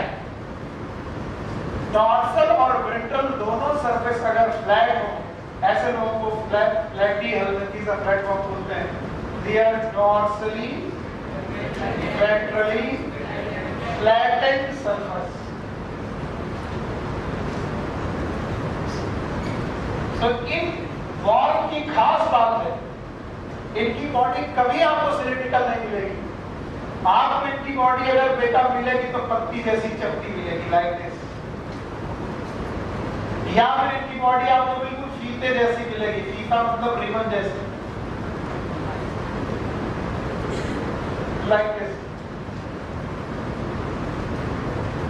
तो पहले तो आप अपने दिमाग में एक पिक्चर बनाइए कि आपके पेट में से एक कीड़ा निकलता है, या पेट में एक कीड़ा है जो एकदम फ्लैट है, जैसे फीता होता है, ठीक वैसा फ्लैट फॉर्म अगर प्रेजेंट है, that's why they are known as flat form. बोलो क्या बोलेंगे? Platyhelminthes. और एक लाइन मैंने लिखाई थी और आज कुछ नए बच्चे आ गए हमारे साथ, तो एक बार फिर से स्टार बनाकर यहाँ पर लिखेंगे, ऑल वॉर्म्स, इस दुनिया में जितने भी वॉर्म्स मिलेंगे आपको, ऑल वॉर्म्स आर क्रिप्टोप्लास्टिक।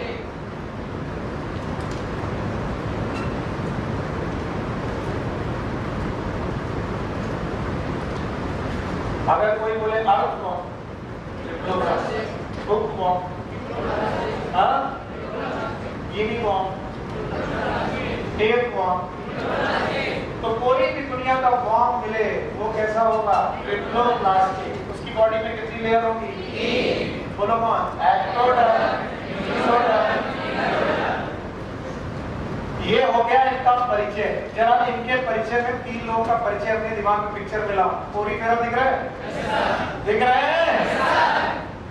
सीलन डेटा दिख रहा है? तीनों पूरा दिख रहा है? तीनों को देख के अलग अलग पहचान लोगे? एक जमीन से हमेशा चपटा, हाँ, एक बेटा या तो अम्ब्रेला जैसा या तो सिलिंड्रिकल, हाँ, एक में कॉम्ब प्लेट बनी है, हाँ, एक प्राणी ऐसे मिले हैं जिनकी बॉडी कैसी है? चपटी। डॉर्सल सरफेस कैसी? चपटी। वेंट्रल सरफेस कैसी? चपटी। और इसलिए इसका नाम फ्लैट वॉर्म। फिर से बोलो, फ्लैट वॉर्म। तो इनका परिचय ये हो गया कि platyhelminthes are known as flat worm. और क्यों अपनी पढ़ाई खराब करें जब हमें कितने पॉइंट पढ़ने हैं? 8। नहीं सुना मैंने? 8। इसमें से पहला पॉइंट हैबिटेट।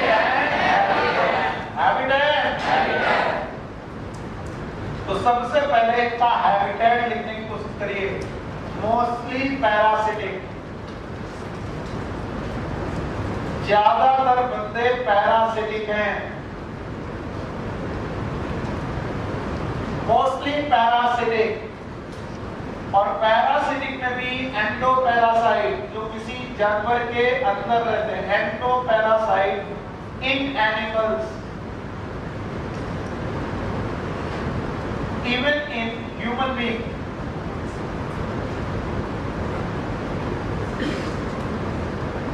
मैं केवल इस बात से डरता हूं कि जल्दबाजी में कहीं तुमसे सब कुछ छूट न जाए, इस वजह से मैं बहुत स्लोली आगे बढ़ना चाह रहा हूं। सो फ्लैटी हेलमिंथीज के बारे में जो चीजें आपके दिमाग में आती जाए मुझे बताते जाइएगा। तो बताइए पहला पॉइंट क्या है? हैबिटेट। हैबिट एंड हैबिटेट में आप लोगों ने पढ़ा कि मोस्टली कैसे बेटा? पैरासाइट। सम में भी फ्री लिविंग, कुछ फ्री लिविंग हो सकते हैं। और फ्री लिविंग में भी मेनली कैसे होंगे? एक्वाटिक।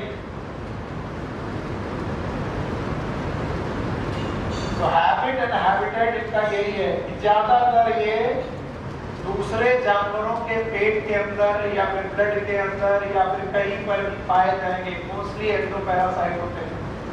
हैबिट एंड हैबिटेट कुछ बंदे ऐसे होंगे जो फ्री लिविंग होंगे। कैसे? Free living. लेकिन अगर फ्री लिविंग हुए, मतलब अगर फ्री लिविंग हुए भी तो कैसे होंगे? नहीं, क्या निपट गया? हैबिट है। दूसरा फॉर्म में हम लोग क्या डिस्कस करते हैं? फॉर्म में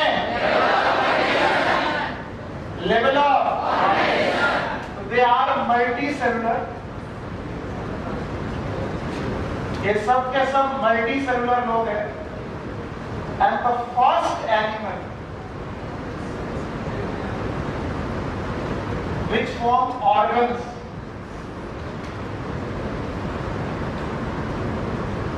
और इन्होंने जो पहला ऑर्गन बनाया है, it is related with the alimentary canal.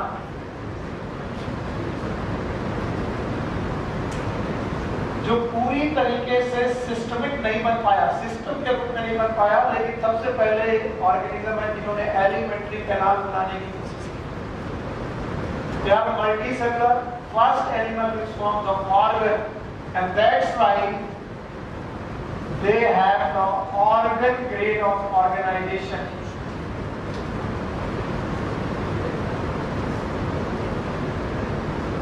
मुझे अपनी क्लास खराब नहीं करनी, इसलिए मैं कुछ बकवास कर रहा हूँ, मेरा साथ दीजिए। कोरीफेरा का ग्रेड, सीलेंट डेटा का ग्रेड, टीनोफोरा का ग्रेड, आवाज कौन आया? प्लैटीहेल्मिन्थेस का लेवल ऑफ ऑर्गेनाइजेशन क्या है? Organ grade of organisation. क्या इसने ऑर्गन सिस्टम बनाया? पर क्या बनाया? ऑर्गन। और जो भी ऑर्गन बनाया वो कौन सा था? Alimentary canal. जैसे बोलो, अब वो भी एलिमेंट्री कैनाल जो बनाई वो कंप्लीट की इनकम्प्लीट? इनकम्प्लीट एलिमेंट्री कैनाल बनाई है। कैसे बनाई है वो मैं भी डिस्कस करता हूँ। फॉर्म हो गया point number 2। Now the point number 3 is symmetry.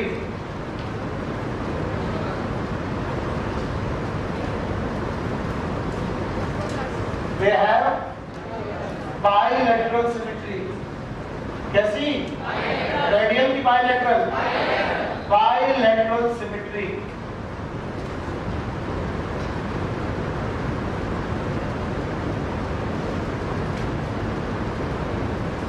Bilateral symmetry का मतलब है इनकी बॉडी को लेफ्ट और राइट पार्ट में बांटा जा सकता है। किस पार्ट में? Left and right. यानी दो लेटरल पार्ट है, एक लेफ्ट लेटरल पार्ट और एक राइट लेटरल पार्ट। तो इस दुनिया में जिसकी भी बॉडी को लेफ्ट और राइट पार्ट में बांटा जा सके उसे क्या बोलेंगे? बायलैटरल। माइसेल्फ, सितारा मछली, सितारा मछली देख लो, बायलैटरल की रेडियल। अब ध्यान से सुनो, वैसे तुम्हारा मन तो करता नहीं है, तुम जमाई ले रहे हो, इसलिए तुम्हारा मन ही नहीं करता कि कौन एनिमल कितना पढ़े। एक क्वेश्चन इससे दिया जाए तो ध्यान दो, हमें एक क्वेश्चन इंपॉर्टेंट है। 720 में 720 चाहिए। पहले 360 में 360 बुलाओ। ध्यान से सुनो, मैंने बोला बायलैटरल सिमेट्री और मैं कुछ खास बात बताने जा रहा हूँ। All the triploblastic, all the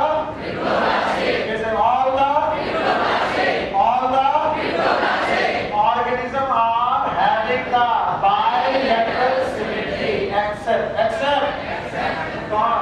Echinodermata। बोलो कौन? क्योंकि उसका एडल्ट कैसा लगता है? रेडियल। उसका बच्चा भी पल्ले नहीं पड़ा। अब आई बात, निकल गई, कोई फायदा नहीं। यहाँ से दूसरी, यहाँ से निकल गई, बोले ठीक है सर, मजे करो। तुम भी हमने जय गाना लगा दिया।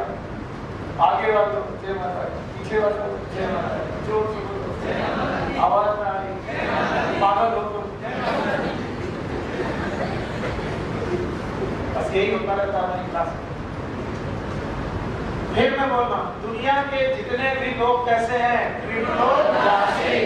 ट्रिप्लोप्लास्टिक मतलब इनकी बॉडी में कितनी चर्बलेयर है? बोलो कौन? पक्का? वो सब के सब कैसे हैं? बायलैटरल। पक्का? एक्सेप्ट, हाँ?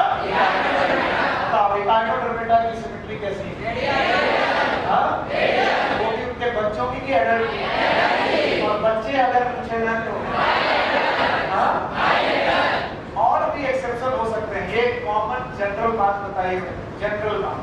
मोलस्का में भी एक बात है, मोलस्का बाद में कैसे हो जाते हैं, एसिमेट्रिकल। कैसे? अब इसको ग्रैस्प नहीं कर पाए। क्या होता है, बॉल आती है, कुछ लोग झुक जाते हैं पंप से, कुछ लोग छोड़ देते हैं, निकल गए। कुछ लोग खेलने की कोशिश करते हैं, चाहे फूट टूट जाए। तो तुम लोग खेलने की कोशिश करो, चाहे मैंने बोला मोलस्का भी इस बात में एक्सेप्शन रखते हैं। बताओ क्या? मोलस्का बायोलेटरल सिमेट्री शो करते हैं, यस। लेकिन कभी कभी उनमें क्या होता है, टॉर्जन। बोलो क्या? सन में देखो, सन किससे बनता है? मोलस्का। और टॉर्जन की वजह से उनकी सिमेट्री सिमेट्रिकल की एसिमेट्रिकल। अब पता, फिर से सेंटेंस पूरा करते हैं, करें। All the triploblastic, all the बेसो, बोलो, एक्सेप्ट कौन? एडर। जो कैसा होगा? रेडियल। और कौन? मोलस्का। उसका भी कौन? एडर। सारे भी कुछ जो क्या शो करते हैं? टॉर्जन। बोलो क्या? और वो सिमेट्रिकल से क्या करते हैं? एसिमेट्रिकल। खैर, मैंने अपनी जो बात थी वो कही है। फॉर्म के बाद सिमेट्री, सिमेट्री के बाद आया germ layer.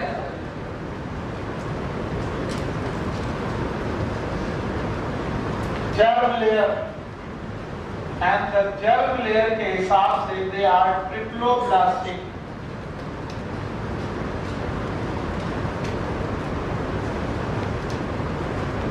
Triploblastic.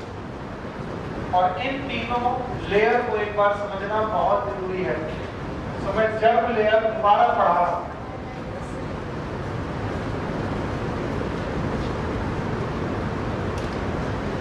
Germ layer में इनके पास 3 जर्म लेयर है, और 3 जर्म लेयर में से जो तीसरी जर्म लेयर है वो बाद में पैदा हुई। पहली जर्म लेयर का नाम है एक्टोडर्म, जो एपिडर्मिस बनाती है।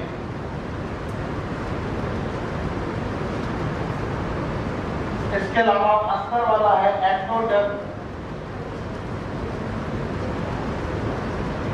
और बीच में इनके पास मीजोडर्म पैदा हो जाती है। Mesoderm is a third germ layer. पर रट्टा मारते मारते हम लोग ऐसे पढ़ते हैं, एक्टोडर्म, मीजोडर्म, एक्टोडर्म। तो क्या पढ़ना चाहिए? Ectoderm, ectoderm, mesoderm. सबसे पहले कौन बनती है? फिर याद करो, पोरीफेरा में एक्टोडर्म एक्टोडर्म के बीच में मीसेंकाइम, मीसोग्लिया। बताओ, सीलेंटेरा में एक्टोडर्म और एंडोडर्म के बीच में मीसोग्लिया। टीनोफोरा में एक्टोडर्म और एंडोडर्म के बीच में, हाँ? और ये लोग पहले लोग हैं जिनके एक्टोडर्म और एंडोडर्म के बीच में क्या आया है? मीसोडर्म, हाँ? और एक रूल, अब रूल सुनते नहीं है, बढ़ाई देते हो। All the mesoderm having organism, all the they form the organ. इन्होंने ऑर्गन जरूर बनाना है। जिन लोगों के पास इस दुनिया में मीजोडर्म है, क्या है? मीजोडर्म। उन्होंने अपनी बॉडी में ऑर्गन जरूर बनाए हैं, या फिर ऑर्गन सिस्टम बनाया। कम से कम ऑर्गन बनाए हैं या फिर ऑर्गन सिस्टम बनाया है। अगर ये छोटे छोटे रूल्स सीख जाओगे तो तुम्हें रट्टा मारने की जरूरत नहीं पड़ेगी। So they have 3 layers, ectoderm, endoderm and mesoderm। और दुनिया में जितने भी ट्रिप्लोब्लास्टिक लोग हैं जिनके पास भी मीजोडर्म पैदा हुई, उन्होंने क्या बनाना चालू कर दिया? टिश्यू से ऑर्गन। तो बोलो क्या? ऑर्गन। इसका मतलब all the triploblastic organism at least have organ. They may have, we are diploblastic और ट्रिप्लोब्लास्टिक। तो कम से कम हमारे पास क्या होना चाहिए? हमारे पास तो क्या है? पक्का? यस और नो? यस। डांटना मत यार। जर्म लेयर में 3 लेयर हो गई। 4 पॉइंट के बाद हमारे पास 5वां पॉइंट है कि मॉर्फोलॉजी। और मैं मॉर्फोलॉजी आपके सामने डिस्क्राइब करने जा रहा हूँ। मॉर्फोलॉजी बनाने की कोशिश कर रहा हूँ, और एनसीईआरटी के जो 2 डायग्राम बने हैं तो उन्हीं को बनाने की कोशिश करूंगा। तो भाई, जर्म लेयर के बाद मॉर्फोलॉजी।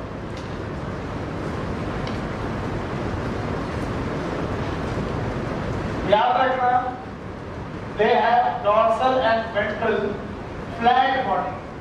पर चूंकि इनमें से most of the organism they are ectoparasite, और एक्टोपैरासाइट होने की वजह से इनकी बॉडी में सकर्स एंड हुक्स पाए जाते हैं। जो मैंने ये स्ट्रक्चर बनाया है, इनमें आपको ये छोटे छोटे पोजीशन दिख रहे हैं, these are known as suckers. इसके अलावा इनकी बॉडी में अटैचमेंट के लिए हुक्स भी पाए जाते हैं, और इन्हीं हुक्स और सकर की बेसिस पर ये हमारी आंख के साथ अटैच रहते हैं। इनमें से ज्यादातर member, not all the member, छोटे छोटे सेगमेंट पाए जाते हैं। ये सेगमेंट केवल एक्सटर्नल सेगमेंट है, ये इंटरनल सेगमेंट नहीं है। और अगर ये इंटरनल सेगमेंट नहीं है तो आपको याद रखना पड़ेगा ये सेगमेंट ट्रू सेगमेंट है कि false.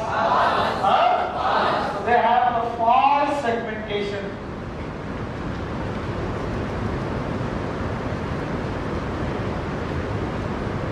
False segmentation, and that's why this is known as pseudo-metamerism.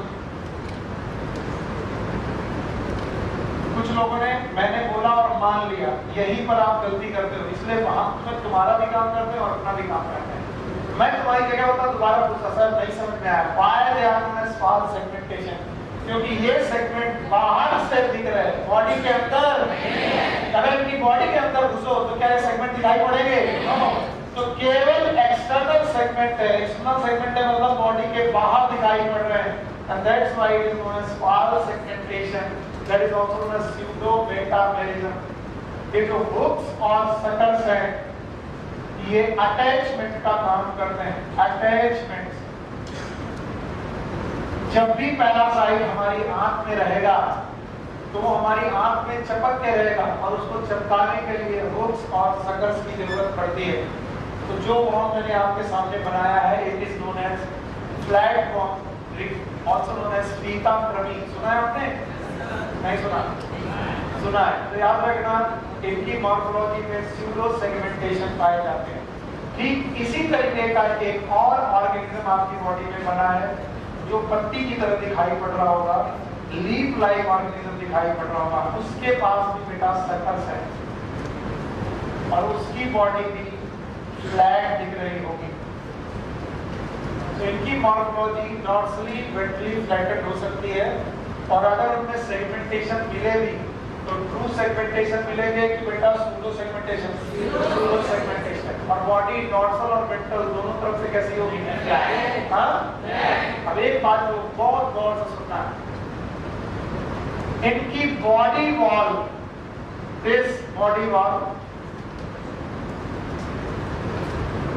और एलिमेंट्री कैनाल, एलिमेंट्री कैनाल का मतलब डाइजेस्टिव सिस्टम। इधर उधर मत देखो, ध्यान से यहाँ, इनकी जो ये बॉडी वॉल है, बाहर से जो दिख रही है बॉडी वॉल, और इनका जो डाइजेस्टिव सिस्टम है, क्योंकि इन्होंने डाइजेस्टिव सिस्टम पहली बार बनाया है। अब मैं जिस बंदे के डाइजेस्टिव सिस्टम की बात कर रहा हूँ वो टीनिया नहीं है, टीनिया में डाइजेस्टिव सिस्टम अपसेट है, अपसेट। लेकिन अगर किसी प्लेटफॉर्म में डाइजेस्टिव सिस्टम है तो बॉडी वॉल और डाइजेस्टिव सिस्टम के बीच में आपको गैप सा दिख रहा होगा। एक्चुअली ये गैप प्रेजेंट ही नहीं है, इस गैप में कुछ टिश्यूज बेटा भरे हुए हैं, और these tissues are known as parenchyma। बोलो क्या नाम? तो बताओ इनकी बॉडी वॉल और एलिमेंट्री कैनाल के बीच में गैप है कि एब्सेंट है? एब्सेंट। कैसे बोलो? और इसीलिए इन्हें हम लोग बोलते हैं एसीलोमेट। कैसे बोलो? एसीलोमेट। अगर मैं ठीक टीचर होता तो मैं समझा पाता, लेकिन मैं ठीक टीचर नहीं, इसलिए कई बार समझा नहीं पाता। सीलोम की अवधारणा, सीलोम का कॉन्सेप्ट तब चालू हुआ जब क्या बना? फिर से बोलो, कल पढ़ा दूंगा, फिर बोलो। सीलोम की अवधारणा कब पैदा हुई? जब क्या बना? Digestive system. फिर से बोलो, बता, पूरी पिरामिड सिस्टम है?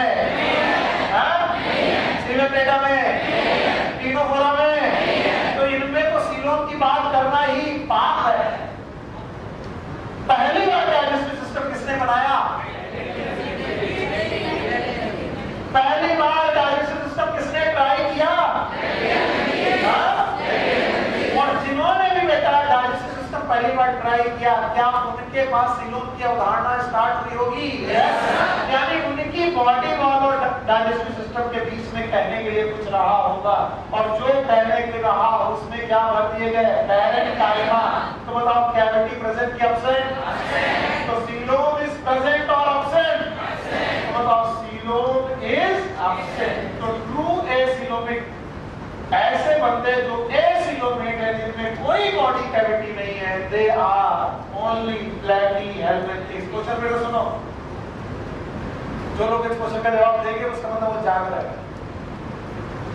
Which of the following organism does not have body cavity or coelom? Number 1, Porifera. Number 2, Coelenterata. Number 3, Platyhelminthes. Number 4, all.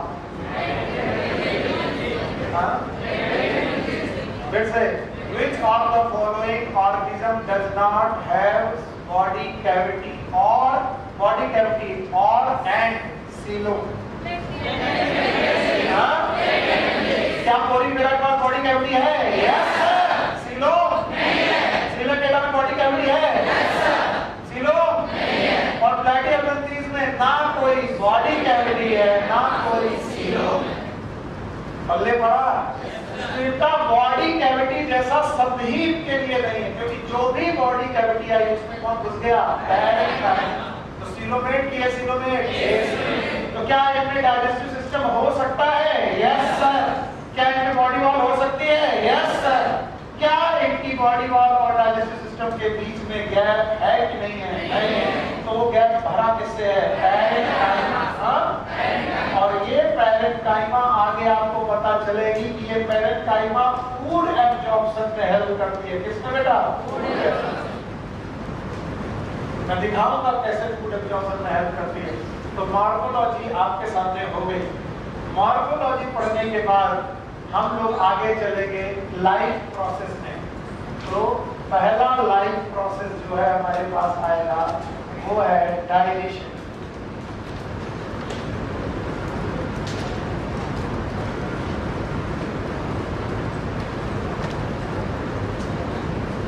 याद रखना, इन लोगों ने पहली बार डाइजेस्टिव सिस्टम बनाया।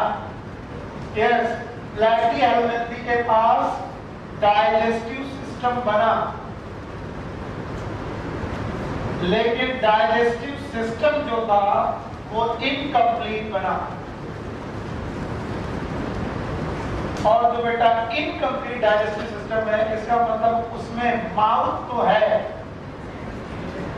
Only mouth, there is no anus. यानी उनके पास माउथ तो है, एनस नहीं है।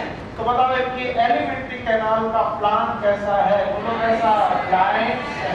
क्या ये प्लान एक बार आप देख चुके हो? कहां पर? लेकिन सीलेंट्रेटा में जो लाइन्स एक प्लान था वो डाइजेस्टिव सिस्टम का था कि बॉडी का था? बॉडी का। और यहाँ पर बॉडी का प्लान है कि डाइजेस्टिव सिस्टम? डाइजेस्टिव। और इसमें माउथ तो है लेकिन क्या नहीं है? एनस। मैं जब आपके साथ पढ़ता था तो मुझे बहुत ज्यादा क्यूरियोसिटी रहती थी कि यार अगर डाइजेस्टिव सिस्टम इनकम्प्लीट है तो ये लोग डाइजेशन कैसे करते होंगे सर, और बचा हुआ एक्सट्रैक्ट मटेरियल को कैसे सर एक्सक्रीट करते होंगे, इजेस्ट करते होंगे? जरूरत नहीं है। क्यों जरूरत नहीं है? क्योंकि दे आर पैरासाइट, और ये हमारी आंत में रह रहे हैं, इंटेस्टाइन में रह रहे हैं, या फिर ब्लड में रह रहे हैं, या फिर लिम्फ में रह रहे हैं। तो याद रखना, इंटेस्टाइन, ब्लड और लिम्फ में इन्हें ऑलरेडी डाइजेस्टेड फूड मिल रहा, ऑलरेडी डाइजेस्टेड फूड। और जो ऑलरेडी डाइजेस्टेड फूड को खा रहा है उसे खाने को डाइजेस्ट करने की जरूरत नहीं है। तो वो खाने का केवल क्या करते हैं? एब्जॉर्प्शन। बोलो क्या? तो वो एब्जॉर्प्शन वो बॉडी वॉल से भी कर सकते हैं, माउथ से भी कर सकते हैं। अगर बॉडी वॉल से एब्जॉर्प्शन किया तो एलिमेंट्री कैनाल तक पहुंचने के लिए बीच में क्या पड़ता है? पैरेन्काइमा। बोलो क्या? अब मैंने बताया था कि पैरेन्काइमा भी किसमें हेल्प करेंगे? Absorption of food. आपको बताता चलो कि टीनिया सोलियम नाम का प्राणी है, taenia solium, also known as tape worm. इस बंदे के पास there is no digestive system.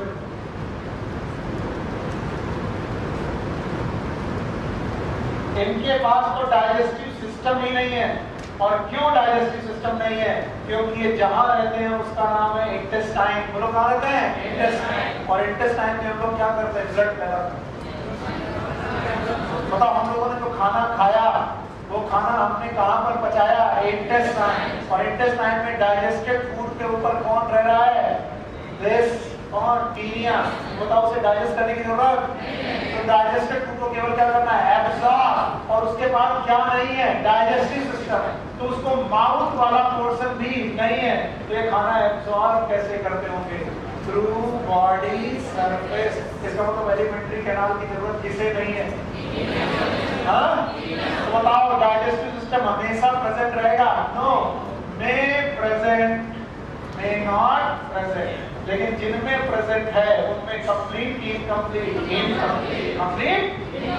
भाई जवाब नहीं आ रहा। बताओ, फैटी एलिमेंट्स के हर मेंबर में डाइजेस्टिव सिस्टम होगा? बताओ, कौन ऐसा बंदा है जो फैटी एलिमेंट्स का डाइजेस्टिव सिस्टम नहीं है? बोलो। टीनिया, क्या इसके पास डाइजेस्टिव सिस्टम है? नहीं। क्या लिवर फ्लूइड पे हो सकता है? यस। लेकिन जो होगा तो कंप्लीट होगा कि इनकम्प्लीट? और आप इनकम्प्लीट से क्या समझते हैं? इनकम्प्लीट से समझते हैं कि उसमें क्या होगा, क्या नहीं होगा। इसका मतलब इनका मेन काम डाइजेशन होगा कि एब्जॉर्प्शन है, या फिर पार्शियल डाइजेशन, बस। इसके अलावा कुछ नहीं। पहला लाइफ प्रोसेस हो गया डाइजेशन का। हटा दो। बताओ, क्या ये पहले बंदे हैं जिन्होंने डाइजेस्टिव सिस्टम ट्राई किया? जवाब नहीं आएगा तो सब मरोगे। डाइजेस्टिव सिस्टम सबसे पहले किसने ट्राई किया? Fatty elements. क्या फैटी एलिमेंट्स के हर मेंबर के पास डाइजेस्टिव सिस्टम है? तो बताओ, क्या टीनिया सोले में डाइजेस्टिव सिस्टम है? पर जिनके पास भी है वो कंप्लीट है कि इनकम्प्लीट? और इनकम्प्लीट का मतलब उनके पास क्या है और क्या नहीं है? तो माउथ है और क्या नहीं है? तो कंप्लीट है कि इनकम्प्लीट? इनकम्प्लीट। प्लांट का नाम ब्लाइंड एग प्लांट। बताओ, टीनिया सोलियम जैसे बंदों के पास अगर डाइजेस्टिव सिस्टम नहीं है तो क्या वो खाना नहीं खाते? अगर खाते हैं तो बताओ, डाइजेशन की एब्जॉर्प्शन है। आगे देखो, डाइजेशन के बाद दूसरा प्रोसेस है respiration.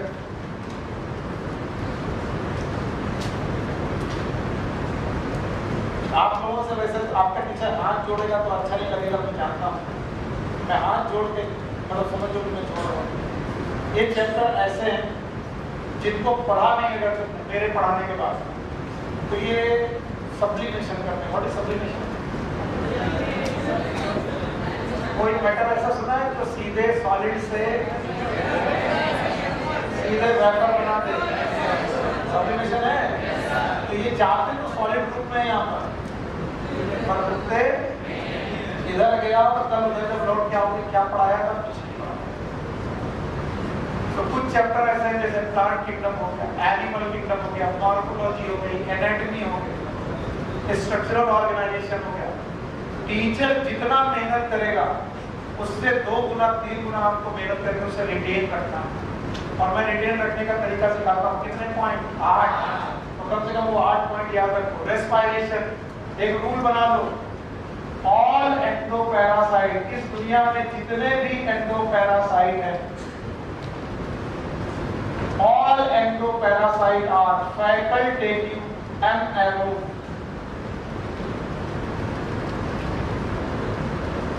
Anaerobes. They respire in absence of oxygen. इन्हें ऑक्सीजन की जरूरत ही नहीं है, ये एनाएरोबिक रेस्पायरेशन कर लेते हैं।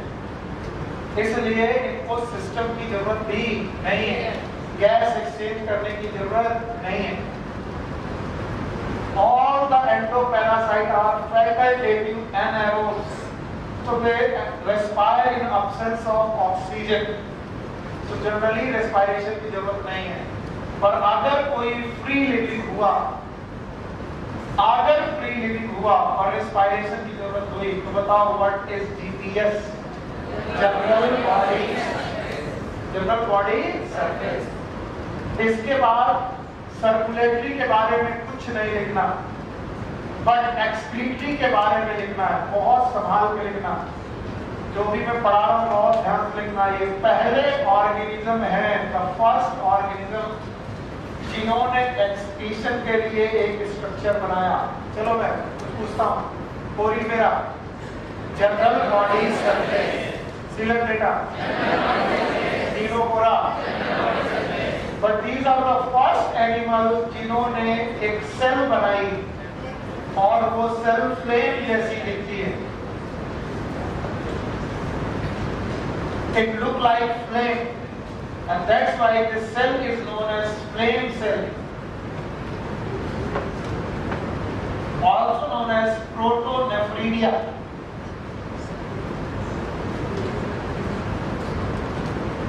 तो पहली बार डाइजेस्टिव सिस्टम के साथ साथ या डाइजेशन के साथ साथ एक्सक्रीशन के लिए भी सेल पैदा की गई, and that cell is known as flame cell, also known as protonephridia. यानी नेफ्रीडिया के पहले का स्ट्रक्चर, यानी आगे चल के नेफ्रीडिया मिलेंगे, अभी नेफ्रीडिया नहीं मिले हैं। इसका मतलब नेफ्रीडिया के पहले वाले लोग बोलो कौन? Protonephridia, also known as flame cells. Okay, चलो भाई बहुत बढ़िया पढ़ लिया आपने।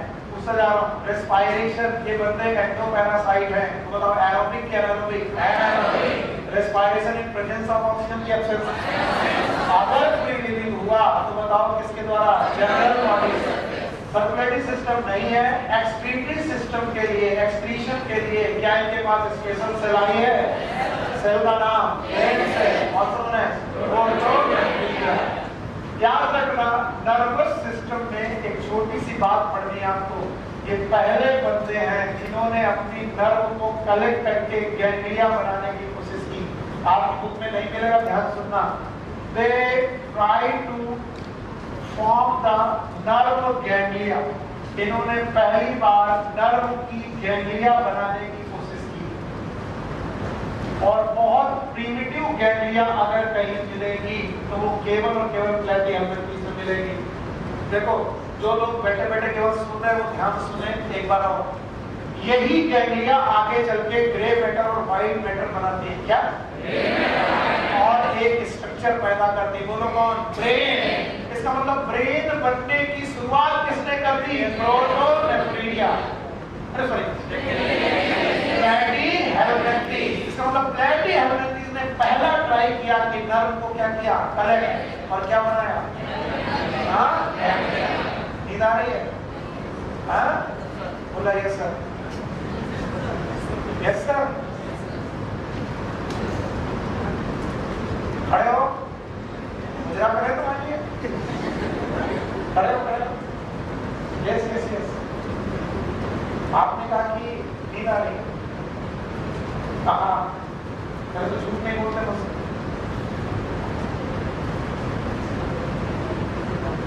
क्या करें, नाच के पढ़ाने?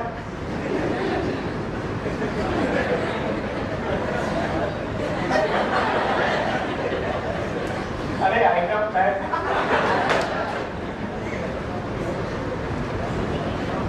जितनी जिम्मेदारी मेरी है उससे 2 गुना जिम्मेदारी आपकी है।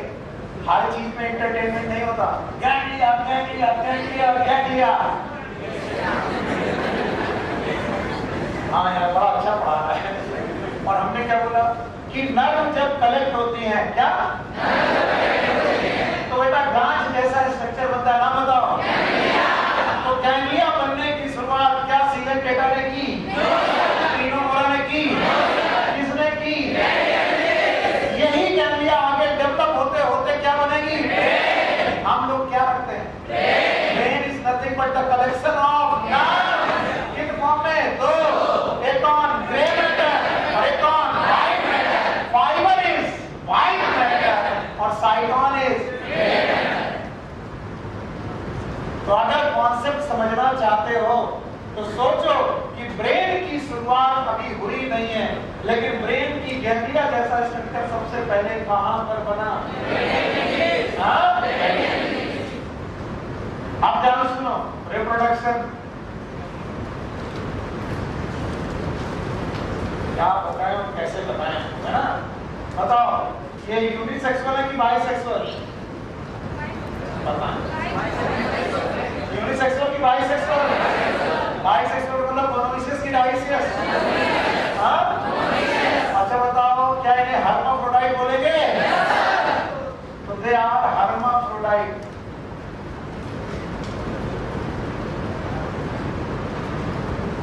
देख के तुम्हें दिखा देते हैं कि बुक ने कितना तुमको पढ़ाने की कोशिश भी की। बुक को इससे भी मतलब नहीं कि तुम क्या पढ़ रहे हो, बाहर में जाओ। अब मैं एक एक लाइन पढ़ाने की कोशिश में हूँ, पढ़ो। दे हैव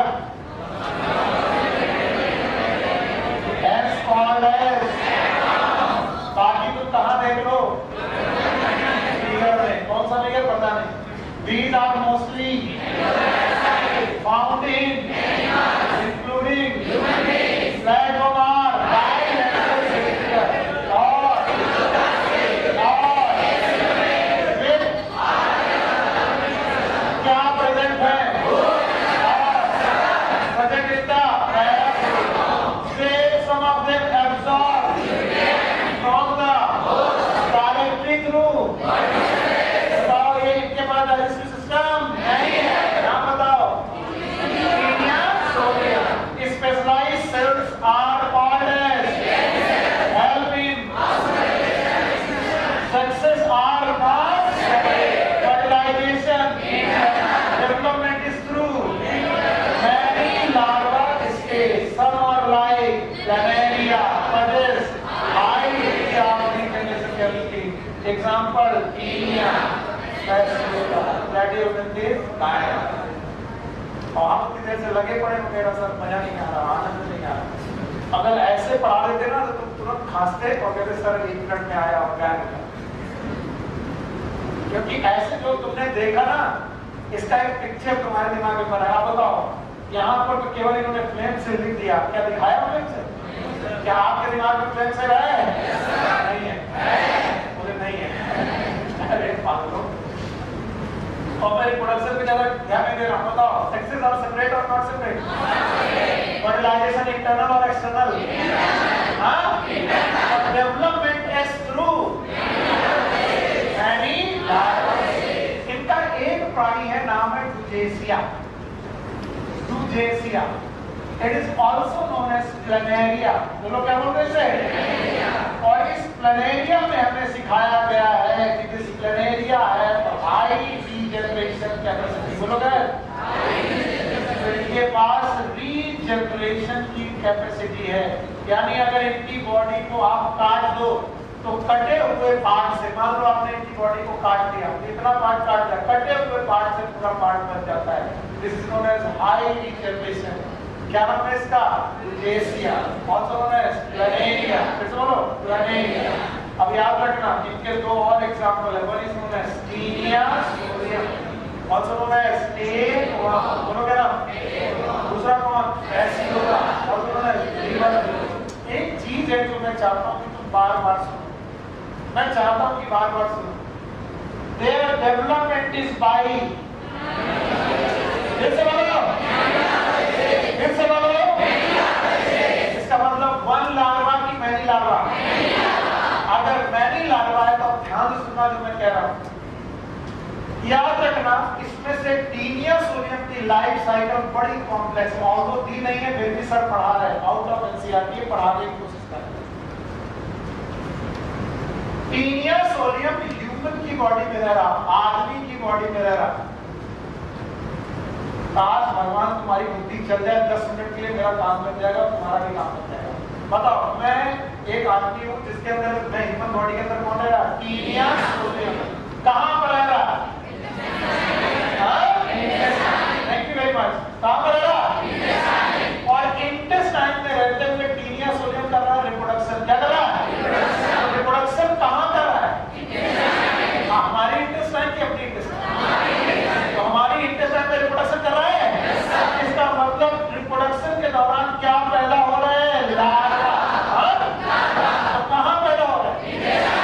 इसकी इंटेस्टाइन। और ह्यूमन इंटेस्टाइन के साथ ये लार्वा फीकल मैटर के फीकल मैटर का मतलब है, आप लोग समझते हो, इजेशन, पॉटी, इसके साथ बाहर आ रहा है सीवेज, और इस फीकल पर फीड करता है पिग। आप सब लोग जानते हो ये जो हमारी टीनिया सोडियम किसी ऑर्गेनिज्म, मेरे और मेरी के बॉडी के अंदर टीनिया सोडियम था, उसने लार्वा पैदा किए, लार्वा मेरे फीकल मैटर सीवेज मटेरियल के साथ बाहर आए, और इस सीवेज मटेरियल को खेत में डिस्पोज किया गया या बाहर डिस्पोज किया गया, उससे किसने फीड किया? पिग। और पिग की बॉडी में, पिग की मसल में ये लार्वा मैनी स्टेज में, यानी वन लार्वा या मैनी लार्वा कंडीशन से ये पिग की फ्लश में पहुंच जाता है। फ्लश मतलब मीट, मांस। और इसीलिए मुस्लिम्स एंड ज्यूज के धर्म में कहा गया है कि पिग खाना हराम है।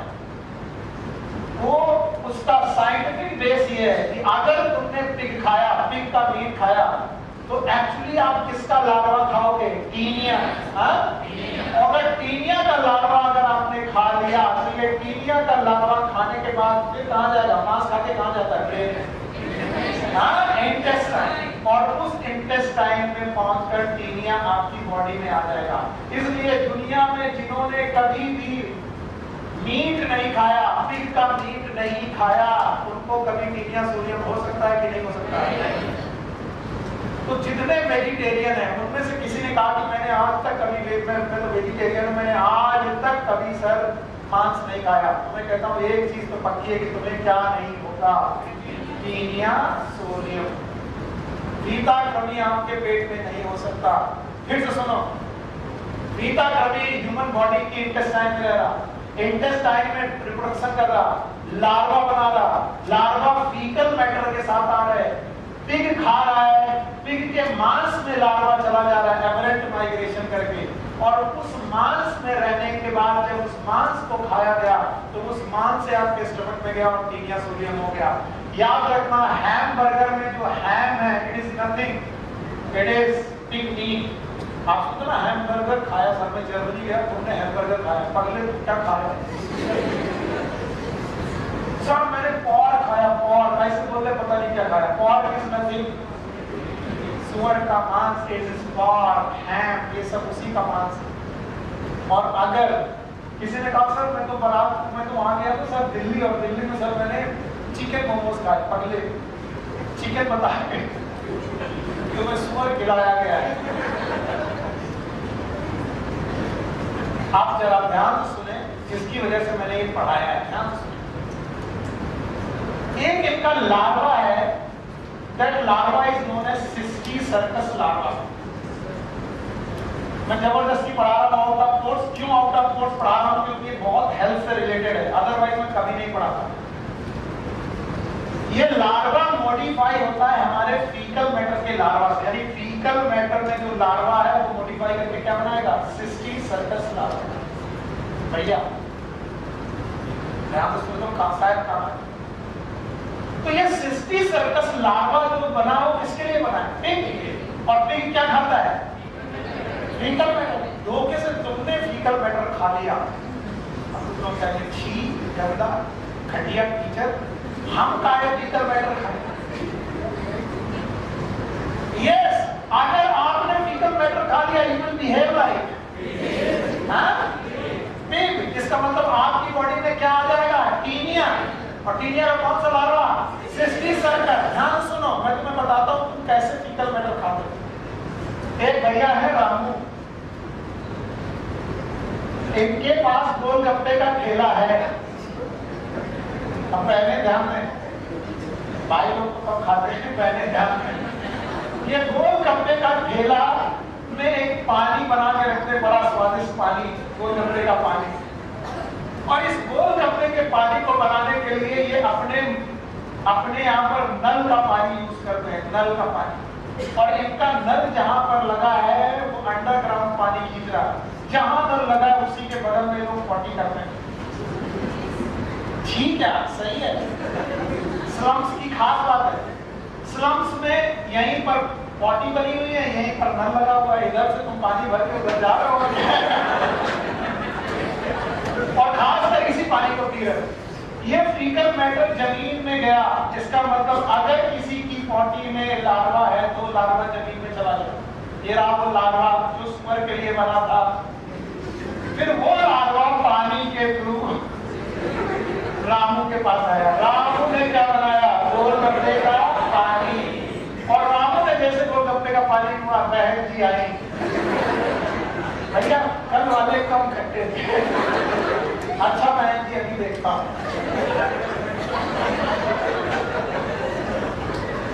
लो बहन जी ने 2 गोलगप्पे, 3 गोलगप्पे, 10, 15, 20 रुपए के गोलगप्पे निपटा दिए। इन्हें नहीं मालूम था कि जो चीज जिसके लिए बनी थी वो ये खा चुकी है। अब सिस्टी सर्कस लार्वा कंफ्यूज है, कहता है मुझे मिलना चाहिए था कौन? और मिली कौन? बहन जी। मिली कौन? तो वो cysticercus larva aberrant migrate करके ब्रेन में पहुंच जाता है। और आजकल बच्चों को ये बीमारी बहुत ज्यादा हो रही है। नाम है न्यूरोसिस्टी सर्कोसिस। अचानक बच्चों को फिट्स आने लगते हैं। अब मैं बताता हूँ, जो लोग भी आजकल चाउमीन के ठेले पर चाउमीन बहुत खा रहे हैं, वो लोग थोड़ा सा सतर्क हो जाएं, क्योंकि चाउमीन में यूज करते हैं कैबेज, और कैबेज लगता है खेत में, और खेत में जाते हैं गांव के लोग, सॉरी बोलना पड़ रहा, और उसी खेत में, कैबेज के खेत में लोगों ने पॉटी की। उस पॉटी से लार्वा कैबेज के साथ आया, और कैबेज के साथ वो बिना धुले काट करके अपनी चाउमीन में मिलाया गया, और चाउमीन से आपने वो खा लिया। बताइए लार्वा या तो पानी के थ्रू जा सकता है या तो खाने के थ्रू जा सकता है। ये लार्वा बना किसके लिए था? सुअर के लिए। हाथ मांग रहा है आदमी, लार्वा कंफ्यूज है, मुझे सुअर चाहिए, मिला कौन? बहन जी। तो कहाँ पे आएगा? ब्रेन पे, और ब्रेन पे जाकर डिपॉजिट हो जाएगा और ट्यूमर जैसी कंडीशन पैदा करेगा। एंड कई बार इस बीमारी का नाम है न्यूरोसिस्टिक सर्कोसिस।